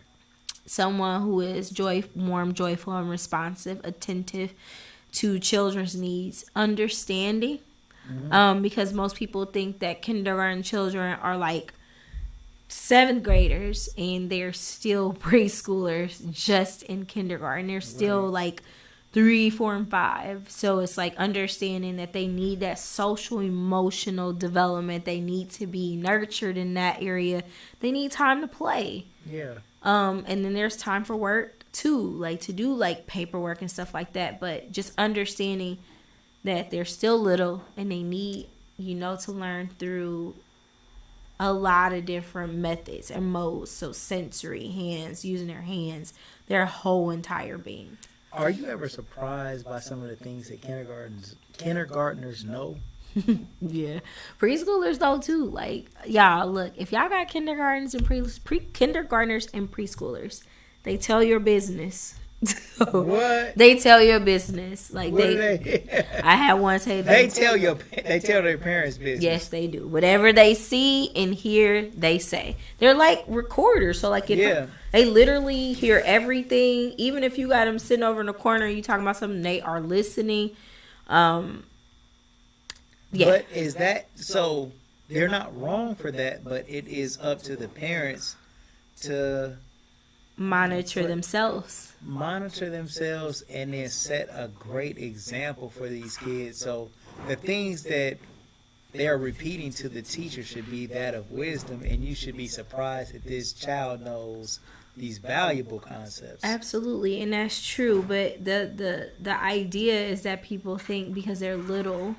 And this goes back to like traumatic experiences, like, oh yeah, if I got a divorce, they don't really realize it. They don't know it. Like, no, kids feel that energy. Kids hear you going off on their mom, or see you slapping their dad or throwing things. And so they pick up these behaviors. And again, it goes back to that mental model of this is how relationships go. So this is how my mom and dad interacted. So this is how I'm going to come to school and act with people. Because when you look at a child, most of my experience has been in birth to age 5. But if you go into a preschool classroom and you watch a preschool classroom and they are in choice time, so they're playing. Typically, we call it dramatic play or imitating and pretending. What you see is them interacting and doing what mom and dad do when they're at home, right? Right. So, like, if you go and you watch them, they learn through play. So, like, you model for them what interaction should be like with people. So if you see them going and slamming a baby and choking a baby down, 9 times out of 10 they've either seen somebody do it or seen it on a television screen, or if you hear them talking a certain way and you like, I don't even know why they like, chances are they're hearing it from you. They're just modeling what they see. What about music that kids are listening to? Mm-hmm. Do you think kids should be listening to rap music? So I can't speak for all parents, and when I think about rap music, like, it's such a wide range. So you got your old school rap, you got your, you know what I'm saying? But I think that The because most ratchet like music, you mean like the nowadays? Yeah. So I would say As a teacher. as a mother, not as a teacher. Well, I can say from a mother's perspective and from a teacher's perspective. From a mother's perspective, I say that you want to make sure that you protect their eye and ear gates because you don't know what seeds you're planting. Thank you. Please just be honest, bro.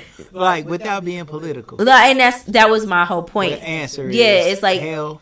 No, I mean like no, like they no. The answer is what? No, they shouldn't. Hell no. Man, listen, bro. Do not let your kids listen to that evil shit. It's corrupting them. Well, and I'm not disagreeing with what you're saying. I'm just saying, so you got to remember, I am an educator. So, like, I have to be mindful. Yeah, you do. You got to have the right decorum. Yeah, and so the thing is, it's like, if I'm looking at it, like I said, from a mother's perspective, and also, let's just take away from mother, because we talked about me being a mom. But, like, an educator's perspective, like, the most important thing that a child should be learning is how to be able to, especially from birth to age 5, is understanding their emotions. Social emotional development is so huge. We have so many kids going through traumatic experiences. I don't know if you guys have heard of the ACEs study, but like basically the ACEs is adverse childhood experiences, and it's a survey. And so basically what it is, it's like it has all these different categories, and you answer if you've been exposed to this or not. And most of the kids that we serve in, you know, the inner city have an ACEs score that it's high, and it's only 9 questions. But like emotional abuse, sexual abuse, they ask all these different questions. They asked. This is a survey that they give kids. No, this is a survey that, like, as an adult, you're at, like, you might be asked. You take. Yeah, you know, and these are based off of childhood experiences and the things that you're. But damn, can we give the kids a test like that? Not necessarily, because not developmentally appropriate. But you know what? But you know they've been by through. the time that they take the test, they've already been through. But that's why it goes back to that statement of they shouldn't be exposed to these things, and because of this, like, when I tell you it's so. I got something else for you. Go ahead. All right, we just checking it. So, what about Child Protective Services? Okay, ask me more. Well, do you think that there's a need for Child Protective Services? I think that I'm not in the work that I've done with Child Protective Services. Now, I've never worked for them, but the work that I've done with them, it's a little concerning because there are some cases where I think they could be doing more. The Child Protective Services could be doing more? Yeah. Like, I just think that they could be doing more. More to what? More to rectify the situation at home, or more to get the child out of that toxic I think it's both. It's both, because you have some instances where look, Erica. I've had people come on this show.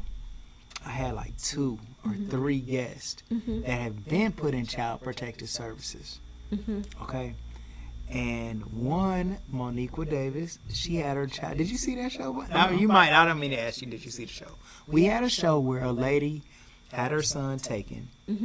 8 years later, her son got adopted by a white family. She's black.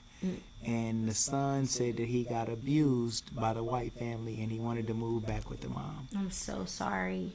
Right, no doubt about it. You know, but my question is, though, is there any reason that a child should be removed from a house? Let's say that the parents are using drugs in the house. They're out of their mind so bad that they are not really giving a fuck about what the kids are going through. Is it okay to take a kid from the house? When you're looking at it from the perspective of what's best for that child, and we go back to that statement of they should be raised in a warm, a joyful, responsive, attentive environment, then yes, they should be, because every child deserves a great start. And I had somebody else say that it don't matter how a parent is raising a child, they're connected with that child by birth, and that they should have a chance to raise a child no matter what they're doing. Do you think that that's right? I don't agree with it because of my own personal values and my beliefs, and based off of what I've seen with children. Like, I had a child who was in my classroom when I taught kindergarten who didn't have those basic needs met and would come to school every single day hungry. And I would have a drawer full of food and just stuff. And before I could even teach this child anything, I would have to give that child food just so they could pay attention. Yeah, and not like be mind distracted. Absolutely. And so when you ask me that question of, that's a no-brainer for me. Right. It's a no-brainer for me. For me, it's a no-brainer because it's like every person deserves to feel safe, loved, heard, and seen. Every person does. Do you think Child Protective Services possibly oversteps their boundaries sometimes? There could be instances where they do. I'm not aware of that, so I don't know that. But like the dealings that I've had with them when I've worked in various roles, from what I've seen, there were some instances where it was necessary for them to step in because this parent legitimately didn't have all the tools necessary to care for this individual.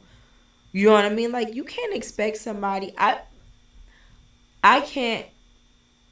Okay, let me backtrack. My role as a professional, I am a mandated reporter. Yeah. So as a teacher, we are mandated to. All teachers are? Yes, we're all. Anybody, childcare teachers, principals, anybody that's working with children. Mm-hmm. Are mandated reporters. How does it work? So basically what that is like if I see, I'm going to give an example. Like I was somewhere and somebody said that they let their kid play with a gun or something like that. Or if I actually seen it, or if I seen this child abused, or, firsthand and stuff like that, I legitimately have to call Children's Services, or my teacher's license could be revoked. How bad does it have to be for you to have to place that call? Though? So the thing is based on that person's judgment of what they perceive as bad or good, because bad and good is a judgment. Holes in their jeans. So that's neglect. But that could be considered neglect. I'm sorry. It could be considered neglect. Is being poor neglect? No, because what if that parent doesn't have, it could be go both ways. Because if that parent doesn't have the money and the funds to be able to do it, but they really genuinely love their child and they're taking care of them the best way that they know how, is that considered them being poor? Because I was poor, but I love my son. That's a perfect example. I actually had Children's Service called on me when I had Chase and I lived in Albright because one of my neighbors, they were upset with me. Yeah, that's what I was going to say. What about, let's see. Let me think of how I want to approach it. Like, if a child, if a parent loves their child, but they just are fucked up right now, and the dad done bailed or the mom done bailed, and they working check to check, and they don't got the shit. Like they got lights on in their house and they got everything going, but the clothes might be a little messed up. Should the teacher call the parent first before they call Children's Services? Absolutely. It depends to figure out what's going on over there. It depends on the relationship and how again, it goes back to judgment, and that's the tricky thing because again, it goes back to the fact that instead of placing judgment of saying what's good, what's bad, and what you think somebody should be doing, it's asking the question or sitting back and becoming curious and observing and seeing what's going on. The only reason why I didn't call Children's Services on that family is because I understood that specific family, that mom had 7 kids. Mm-hmm. She was trying to figure it out. And as an educator, if you're a real educator in your heart and God is giving you the gift to teach, you become in tune. Those kids become like your kids.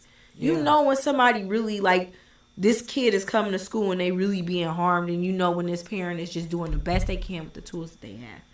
And so you help meet them halfway. And so you approach that situation with gentleness, with patience.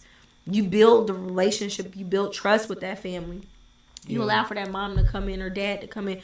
And it might not even be mom or dad. It could be a grandma, papa, or auntie, or it could be anybody. And they come in and they might just open up to you one day during nap time, and they just crying. They like, yo, like, it's just hard. Like, I just lost my job, or they might have cut my hours and I don't have the funds to make sure that Jessica has the clothes that she needs. And so God might place it upon your heart. You might not know, like, that's the beautiful thing about your relationship with God too. Like, he can work through you and work through other people to be able to get those things to those people. And I think that's where you have to be very sensitive and know when it's time to call and when it's time to support. That's my thoughts. Yeah. I think it is a very difficult position, and I think that teachers deserve to be paid more. Definitely more, because of all of the different hats that they have to wear. I mean, sometimes your coworkers become your family. They are like family. And sometimes your students become your children and your family. And a good teacher isn't going to work for the paycheck. I don't go to work to make t-shirts, you know? Like, I never do. I go to work to make sure that the people who are coming in here for a memorial t-shirt to get something that they appreciate. Everybody that comes in here, I want to add value. And a teacher, like, if I didn't do this, okay, I always wanted to be a teacher, and I am a teacher. I'm a teacher in my role that I'm at. Absolutely. You know, I mean, anytime I get an opportunity, I try to at least teach, but more than that, I try to learn too. You know, I really love teachers. The things that you guys got to deal with is a lot different than what people understand. Like, parents put their phone on silent for when the teacher is going to call because they don't want to deal with this shit. You don't want to deal with the shit that your child is causing in this class. But it's more than your child. It's the disruption of this class that's affecting kids that goes outside of your own situation, you know? And parents don't get that, but it's an ongoing thing that needs to have a closer look. And just for all my teachers out there, man, like, I love all of you guys. Like, Listen. Teachers are the builders of society. Tonight, let me say this, you know, and tonight Peanut couldn't come to the show. Peanut is the real interviewer of this show. This is my business, my store, and I know how to run everything in here. I'm the engineer of this program. But the talent is my brother Peanut. He couldn't come tonight because, man, his grandmother passed away. He trained, and he going through a whole lot of stuff. I'm wishing you well, Peanut. I didn't get a chance to meet you, but hopefully I'll get to meet you soon. But you are so important and so major and such a builder. I would not let us cancel this interview. Thank you. Because of my admiration. Just you, period. You know what I mean? I mean, I follow you. You know what I mean? And I peep the good stuff that you do. And all of the teaching and just the vibe. Your whole vibe is like, if it's never been appreciated publicly or even told you that it's appreciated, like, I see it, and man, it's like, damn, that's how people should be directing their energy. You know, like, we should be trying to make sure that we are bringing up kids that that are gonna make shit better. Like, it's the building of a society. You know what I'm saying? You're on the front line of that, and it's major. And you getting it from the beginning, you know? Well, see, the thing is, like, so now I'm not actually teaching anymore. Yeah. I am teaching. So you asked me. Teaching. So I am teaching, but I right now I work for 4C for Children and Preschool Promise as an infant toddler coach. And I coach infant toddler teachers. I am a professor at the University of Dayton, so I teach adjunct there. I have a class that I teach on resiliency, attunement, attachment, and challenging behaviors for infants, toddlers, and twos. So you're teaching teachers. Yeah. And I love it. Like, no, legit, when I say I love it, I never thought that I would be in a position where I could do this. And I'm really, really grateful. Like, I'm like truly grateful, because I'm like, who am I to be teaching y'all, like a little black girl from the hood teaching people? And then, like, I have my own business. So my business that I'm building and restructuring and building, because I'm realizing what the need is, called Purposeful Journals and Planners. And it came out of my love for healing and teaching and writing. Because I want people to really be free, and all the things that you just stated. Like, we build people, teachers. That's what we do, is we build the future, whomever you're going to choose to be. And they need to see people see that even when you come out of a situation that's tough, that God builds resiliency in you, and you can make it through anything if you choose to. You know what I mean? If you choose to, because we all have a choice. We can choose to go left and right, and those little bitty decisions lead up to the bigger decisions, like being on this podcast. Yeah, some of your choices. Mm-hmm, absolutely. And I tell that to my son all the time. But you had mentioned something about, you said something about teaching, and I can't remember off the top of my head. But, like, I think, of course, yes, teachers should be paid more. And I don't disagree with that. And I will fight tooth and nail for that. But the good teachers will do it for free. Absolutely, because it's a passion and it's a gift that God has given. I believe, my faith believes that God has given me that gift to teach. And I know that, and I knew that from 8 years old. I knew that teaching was my gift. Teacher, yeah. And the thing is, it's like, I don't go to work, like you said, to just because, I just want a paycheck. You know what I'm saying? Like, I get paid. I can go to Bath and Body Works to work. I can go work at a factory. I can do anything. But, like, it's something. We have to add value to the people that we dealing with. Absolutely. And I realized that on my social medias, I had took like a year or two break off because I was just so toxic. Like, I was a toxic, y'all. Your girl was toxic. And I was engaging in toxicity and stuff like that. For me, that's my perspective. Mm-hmm. And so what I did was I took some time away. I took several seats. And I told myself when I got back on that I was going to use my platform to use my voice and use my story to help others heal. And out of that, that's where Purposeful Journals and Planners came from. And out of my love for teaching and understanding what trauma is, how it affects our brains, how it affects our relationships, how it affects just everything, our very being, that's where I've landed. So, yeah. So, talk to me more about the journals. What is it? So, what are you doing? So Purposeful Journals and Planners was birthed 2 years ago. But I didn't start it, 3 years ago. I didn't start it until last year in December. We've done a forgiveness hike.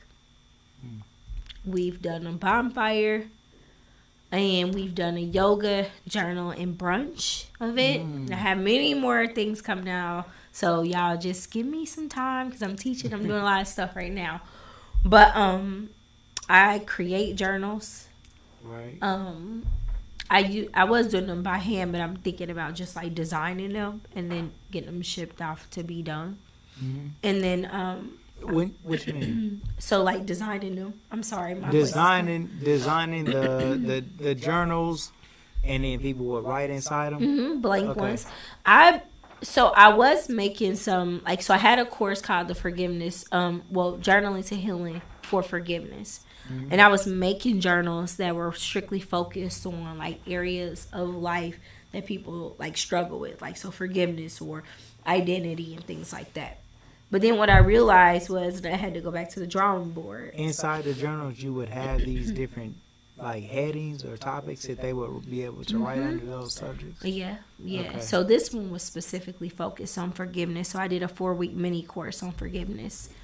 I had 4 young ladies in it, and we walked through forgiveness and what it was. Why is it so challenging to do it, and how do we do it? But then I realized after doing that forgiveness course, the mini course, that the reason why God gave me that idea was because I journal in blank journals. So I think people need blank canvases to pour their heart out into, and not something always where I'm dictating and telling you what to write, unless you ask me for it. But that's what I'm transitioning to, is building like creating blank journals.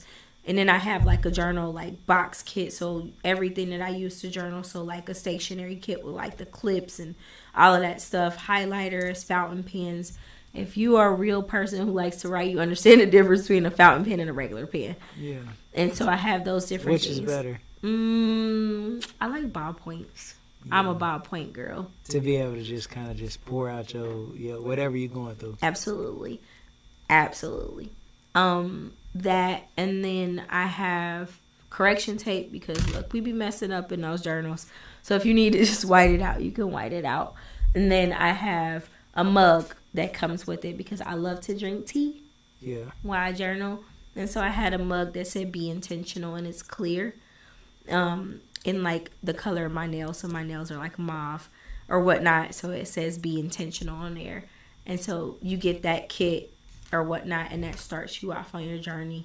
And then I was building like the prompts and everything else in there for people. So how does somebody order a journal? So right now I'm a little paused, because I'm working through school. I'm like trying to balance my load. But even then, but if they wanted one, they would just either contact me on Facebook, or you can go to my website, which is purposefuljournals.com. Or you can go to my Instagram, which is purposeful_journals, but it's PRPSEFLL_journals. Okay. So purposeful journals, that'll get somebody a journal where they can kind of just write out what they're going through. So when somebody does start writing what they're going through in these journals, what is the result that they'll get? So there are a lot of benefits to journaling. So I mean, if you're a person who's anxious, or you feel depression, or you feel depressive, or in a depressive state, it releases that pressure, because you're releasing those emotions that are trapped inside. So sometimes, most of the time when we experience emotions and we don't know what to do with them, they stay in our bodies. Right. And so what we experience is, when we say anxiousness, you either like overthinking, or you shaking, you don't want to eat, or you overeat, or all those different things. But when we sit down and we write down what we're going through, we're releasing our feelings onto paper. And then also we're able to see what we wrote and identify, like, oh, I feel sad, or I feel frustrated, or I feel this. Yeah. It also helps us to provide clarity. So you're able to see clearly what your next steps are. It helps you to move from problem to solutions, from victim to victorious. And it's like very soothing to you. So those are like the biggest things that I think about, is like helping you move from problem to solution. I also talk about this method that I'm going to roll out at this year, called the IDEA method. So it's identify, describe, evaluate, and act. And so you have to be able to identify what you feel. So in order for you to be able to tame that emotion, you have to name it, right? Yeah. And then you have to describe how it feels in your body. So like usually when we're stressed, we either feel it in our stomachs, or we feel it here in our head, or we're carrying stress in one shoulder and stuff like that. So you get to describe what that feels like, or what your triggers are. So a trigger could be if somebody raised their voice at you like this, and you don't realize it You know what I'm saying? Until you like, why am I like tensing up? Or why do I feel like this? So we talk a lot about that. And then evaluating, this is a fact, but what is the truth about you? This is a fact about what you're thinking about yourself, but what is the truth? What is God? Who does God say that you are? Who are you really? And then you act. And so you create a faith goal. And I'm still developing the faith goal. But you act upon what that truth is. Man, I heard this one thing, like, whenever you're going through a situation, and it's like making you feel down about yourself, there's like a series of questions that you can kind of like ask yourself in order to kind of like feel better. And a lot of it is this will fear false evidence appearing real, right? We got that. So we know a lot of things that we are afraid of are kind of like something that might happen to us in the future. All right. And so the things to get around these fears that we have is asking yourself, is this thought true? Absolutely. And then you might say, well, damn, it might be a little. But then you come back and say, is it absolutely a guaranteed truth? And that answer is always no. No, it is. Seriously. And once you understand that these things that you're thinking about are not of certainty, it's not a guarantee, then you start to understand the possibility of a better result happening in your favor. And when these better results come into mind, you start thinking of just different outcomes to kind of like make yourself feel better about whatever situation that is stressing you out. And so that's when you just was asking, was some of these things true? What's the truth for me? What's the truth here, truth there? I think that none of these things are necessarily true until they happen. Right. And then after these things happen, they are a past event. And when things happen in the past, we can figure out how to straighten the shit out. Right. You know what I mean? I mean, something did happen to you. Things do happen. But after these things happen, it doesn't control your future necessarily, especially Tom Brady had a post that I thought that was really cool.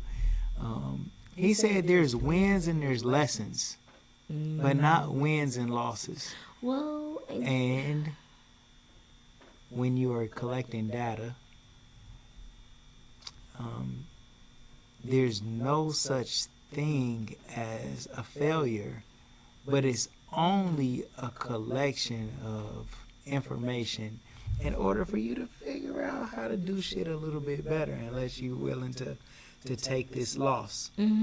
Crypto, man, I buy crypto and I have this stuff all the time.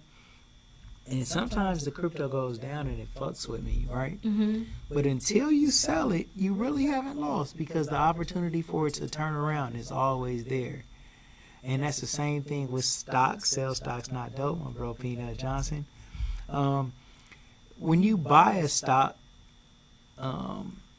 you don't lose until you sell this stock. And so for all of our young people, and for everybody that's watching, that's a teacher, or you're a student, or whoever you are, we all students and teachers, well, basically, right? Yeah, absolutely. Throughout our whole life. You don't lose or fail until you stop trying. Absolutely. That is good. A business is never fucking over with until you decide to close that door. Man, I done moved so many times with my business. And some of those times was me moving in order to figure a better spot, because this shit was slow, or figure it out, man, you know, but I'm still here. I'm still cooking shit up. I'm still doing all the things that I wanted to try, you know? And when this, like, if anything ever gets to a point where I'm like disinterested, that's the thing. Like, being disinterested in something is what could make you stop. And it's okay to say, I don't fuck with that no more. Excuse me for cussing for all the teachers and everybody out there. It's okay. But it is a build. And we all understand where I'm coming from because this is an expression word at this point. It's not disrespectful. I'm saying... There's a lot of teachers out there that cuss. But sometimes a teacher, as wrong as it might seem, a teacher might have to cuss to reach a student. Yeah, and there have been instances where it's absolutely occurred. Appropriate. Yeah, well, it's occurred. I do want to go back to something though. Yeah, come on. You said you had said something about, I can't even remember, but I wanted to make this point of 9 times out of 10 when people go through that truth, like, is it a lie or is it a truth? Like the fact, like, there was a point in my journey where I realized that I didn't feel safe in my body. Like, I didn't feel like safe. I didn't trust myself because I lived in an environment that was so unpredictable, and people who were around me were unpredictable when I was younger. So, and these are things that I'm learning as I'm learning about trauma and stuff like that. But I didn't feel safe, and so I was taught things and I absorbed things that were lies, and I had to learn how to seek and find that truth about myself. Yeah. And that's how I came up with the idea method, was that I had to learn how to be able to be like, okay, yeah, like you said, yeah, this is going on right now, and this feels like this is the truth, and I ain't gonna make it through this. But what is the truth about this? Like, what is this? Like, what is this trying to teach me? Instead of being like, oh my gosh, like the tornado, for instance, when my apartment was completely obliterated and I had nothing.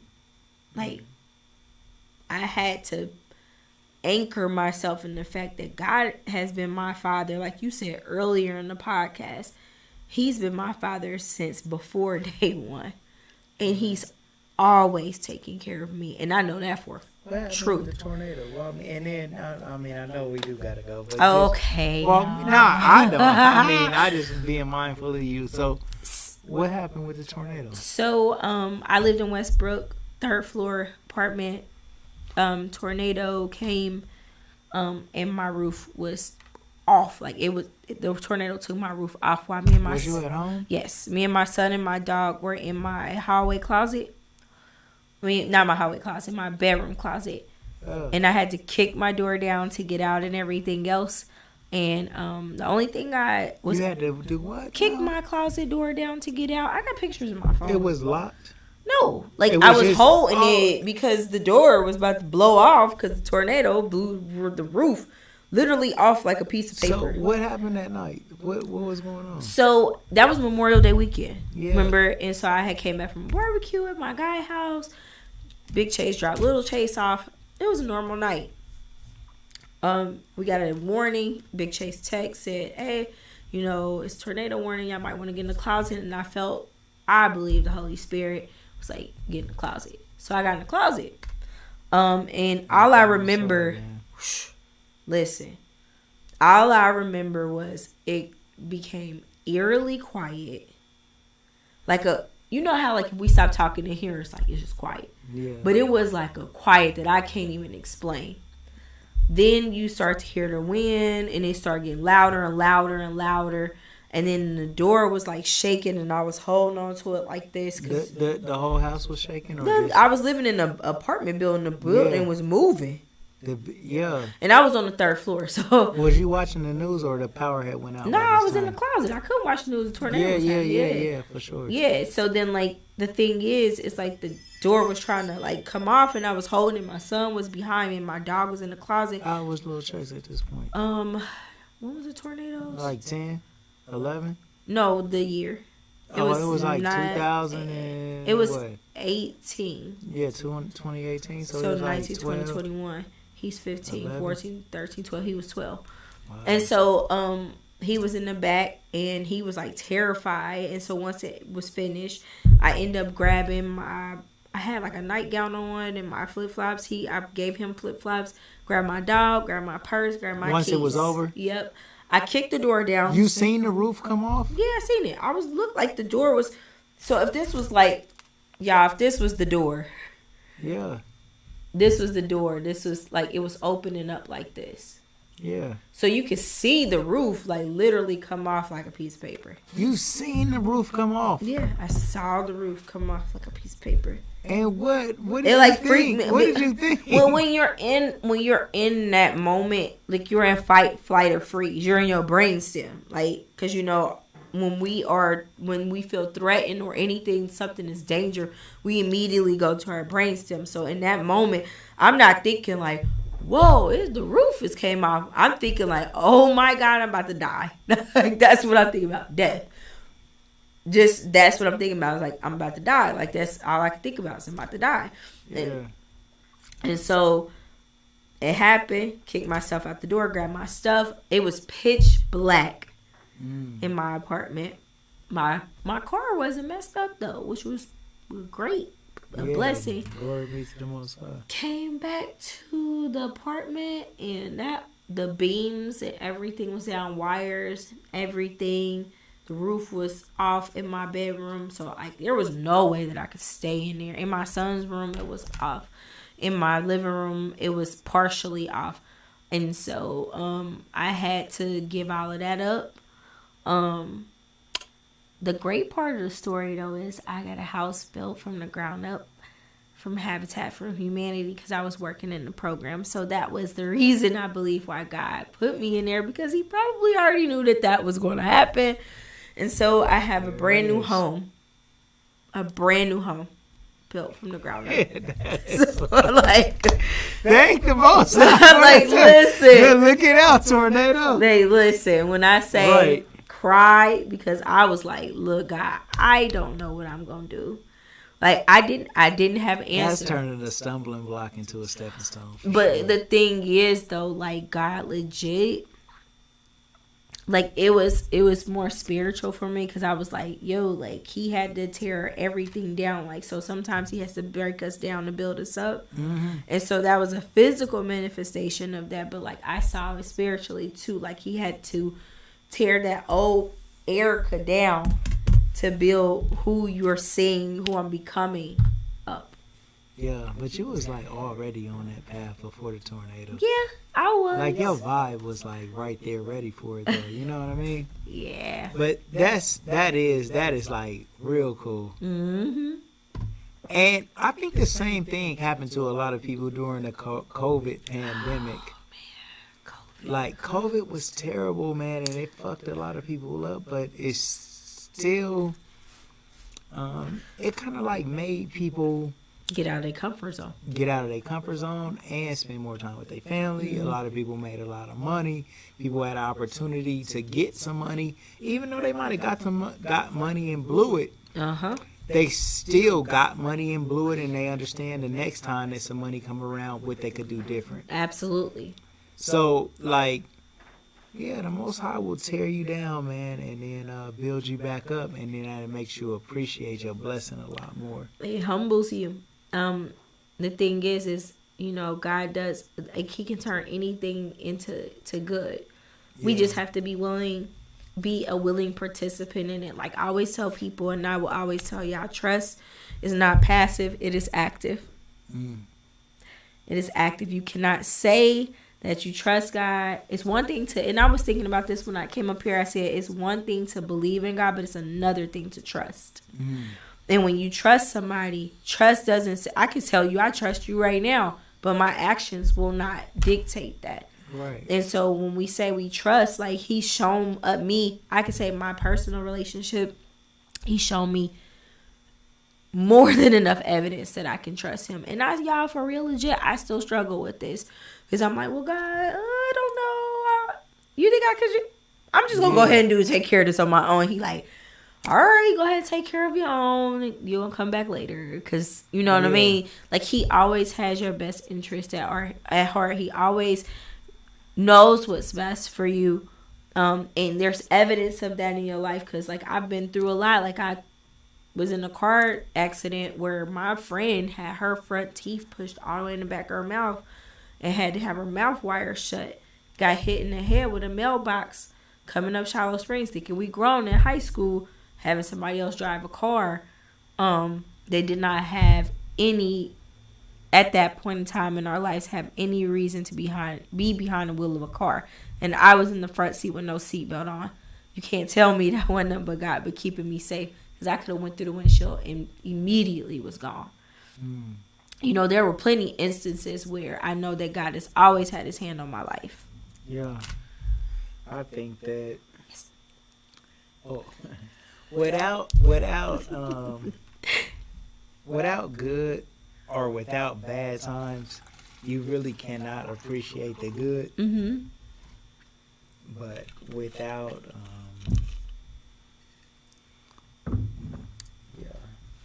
you need bad times in order to appreciate the good things that happen. Absolutely.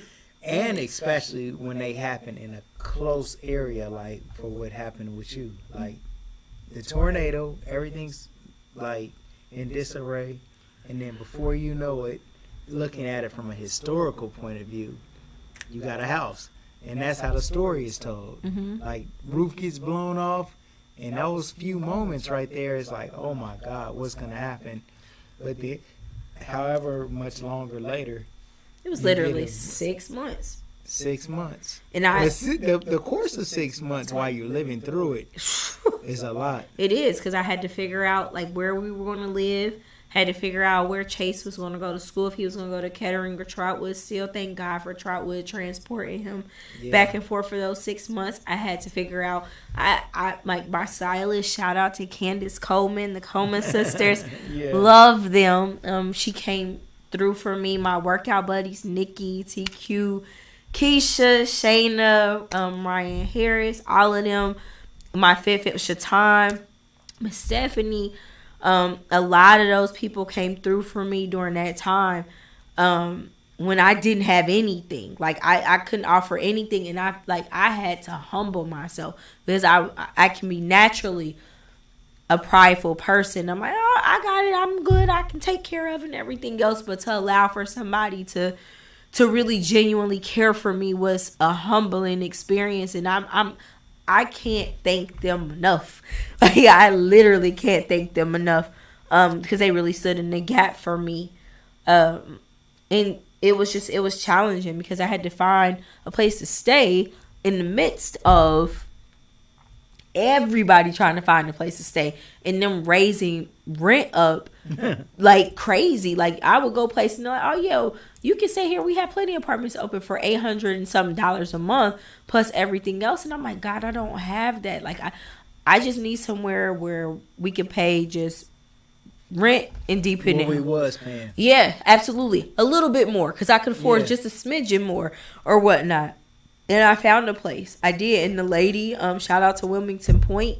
She was amazing. Both of the ladies that were in there. And they were like, if you get here, you got it. I got there before this other man. I'm sorry.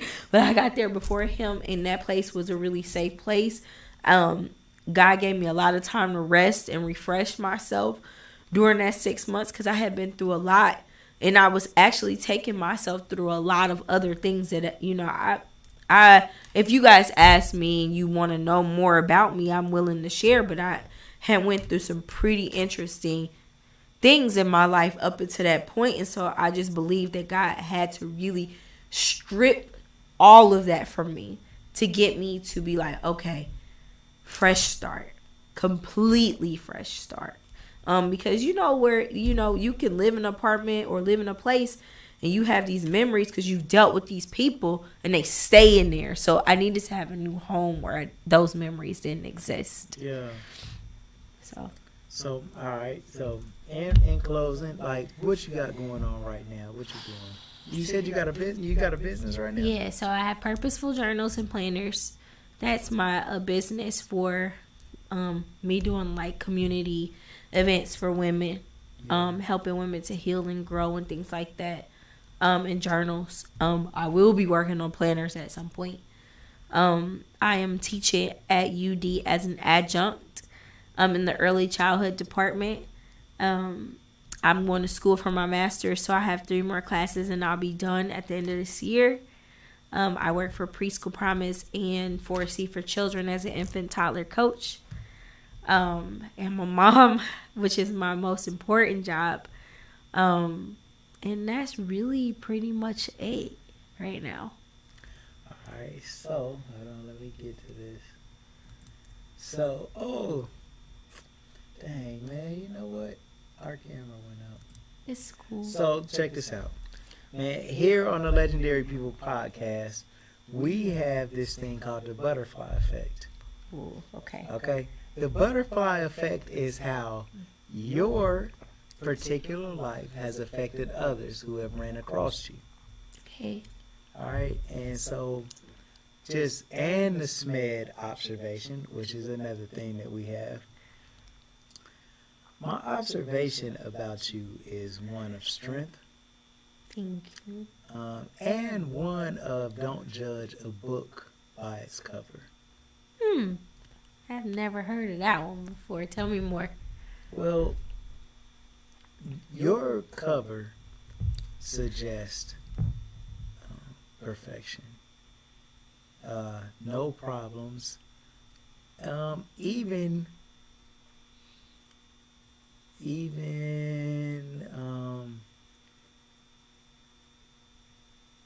what is the word? Though I don't know if it's a word to describe somebody who hasn't been through anything. Okay. Because of the professionalism that you exhibit. You are a teacher. You are a professional, like in every which way. And if I didn't know you from the things that you've been through, I would automatically assume that you are just like extremely just professional is the I'm coming up with this word professional, but it's kind of like proper, which you actually are, but you had to work to get to this point. Like, you was raised in the projects, and your dad wasn't there. I don't know why, and I give him a pass, because I tell him, hey, bro, I don't know what happened, but it's only on me to give someone forgiveness. Yeah. I can't give him anything else but forgiveness and love. You sat here and gave him the same thing. And anytime you had to think of something bad that you might say about him, you didn't go there, but you said the stuff that people might feel like was charming about your dad. About how he might be a ladies' man. About how he was this. About how he was that. But that's all going to the grace of the person that you are. Yeah. You are a teacher, which is the most noble profession that somebody could actually have. It's taking everything that they've learned and giving it to someone else in order for their benefit. And it doesn't get titled as that. It doesn't get looked at as that. It hardly ever gets congratulated or basically celebrated for the wonderful thing that it is. Right. But you do it anyway, and it's not for money, and it's not for the celebration, but it's just for the absolute love of being able to help somebody else. And the Most High promoted you to teach teachers on a larger scale. So now you are not only a teacher, but you are the plug. You are the teacher plug. You give teachers ideas as to how they can become better teachers, and they take this information that you give them and go to all different parts of the world, and they implement your philosophy on teaching. That's huge, and I never really thought of it that way, because I just really am like but it is. I know. And that butterfly effect is amazing. Like, there is nothing, you have absolutely, you don't even think about all of the different lives that your philosophy as a human being is touching. Mm-hmm. But you've already done this.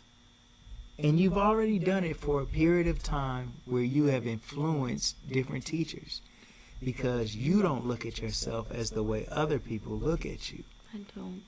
You look at yourself as Erica from the hood that don't even understand why anybody would even be listening to her. But the people who listen to you are looking at you as an accredited person who the University of Dayton, who is a prestigious university, has entrusted to give instruction. That's huge. And you're giving this instruction to people who are carefully considering what you're telling them, and they're applying this philosophy to what they are teaching kids. And UD got students that are black, white. I mean, the teachers are teaching students from all different walks of life. Yes. Yeah. Yes. Like, and so for what you're doing, like, you're doing a great job naturally, okay? I'm not telling you that you're not. But what I am trying to tell you is, look at it from your highest self. Like, we have a higher self. Mm-hmm. We have this higher self. I want you to see yourself from your highest positive purpose self and understand that you are living this, right? And how important you really are. How important your influence is over what you are crafting. Hitler said, "He who controls the textbooks controls the world." That's true. I mean, in a sense, that's we listen. A broken clock is even right twice a day. So it's not even about Hitler, but it's about this wisdom. It's real. Mm-hmm. You are the person who is controlling not only the textbooks, but the people who are clarifying the textbooks. Mm-hmm. You're doing a very major thing, man. Your butterfly effect is outstanding. Mm-hmm. It really, really is, like, you know. And I love teachers. I am at heart a teacher, and if I could do anything in the world, I don't care if it's outside of coaching. Teachers are the best, you know. And man, what you're doing is like truly, truly, truly amazing.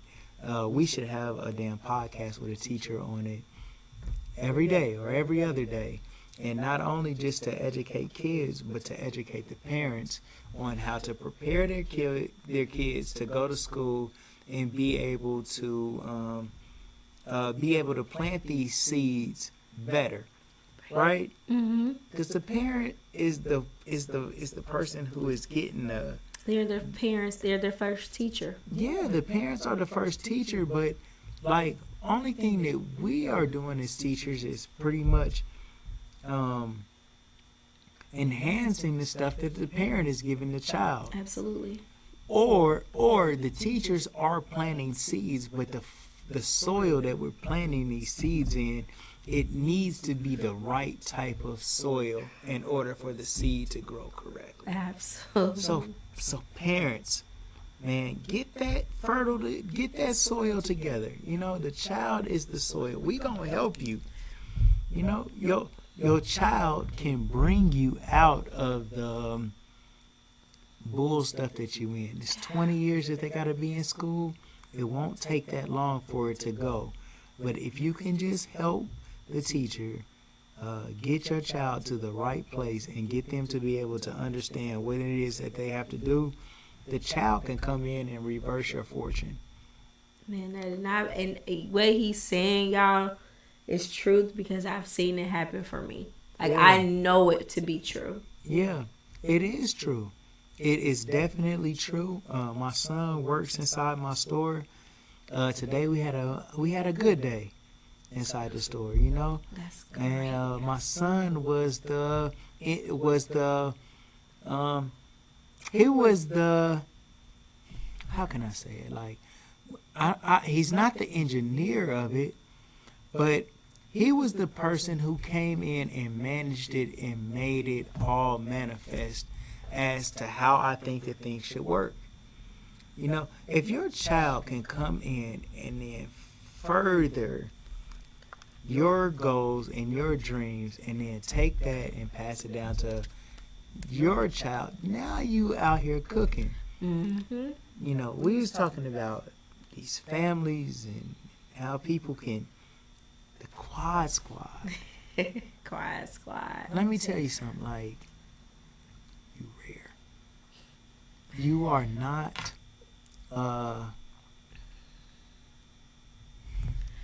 pride comes before a fall. Mm-hmm.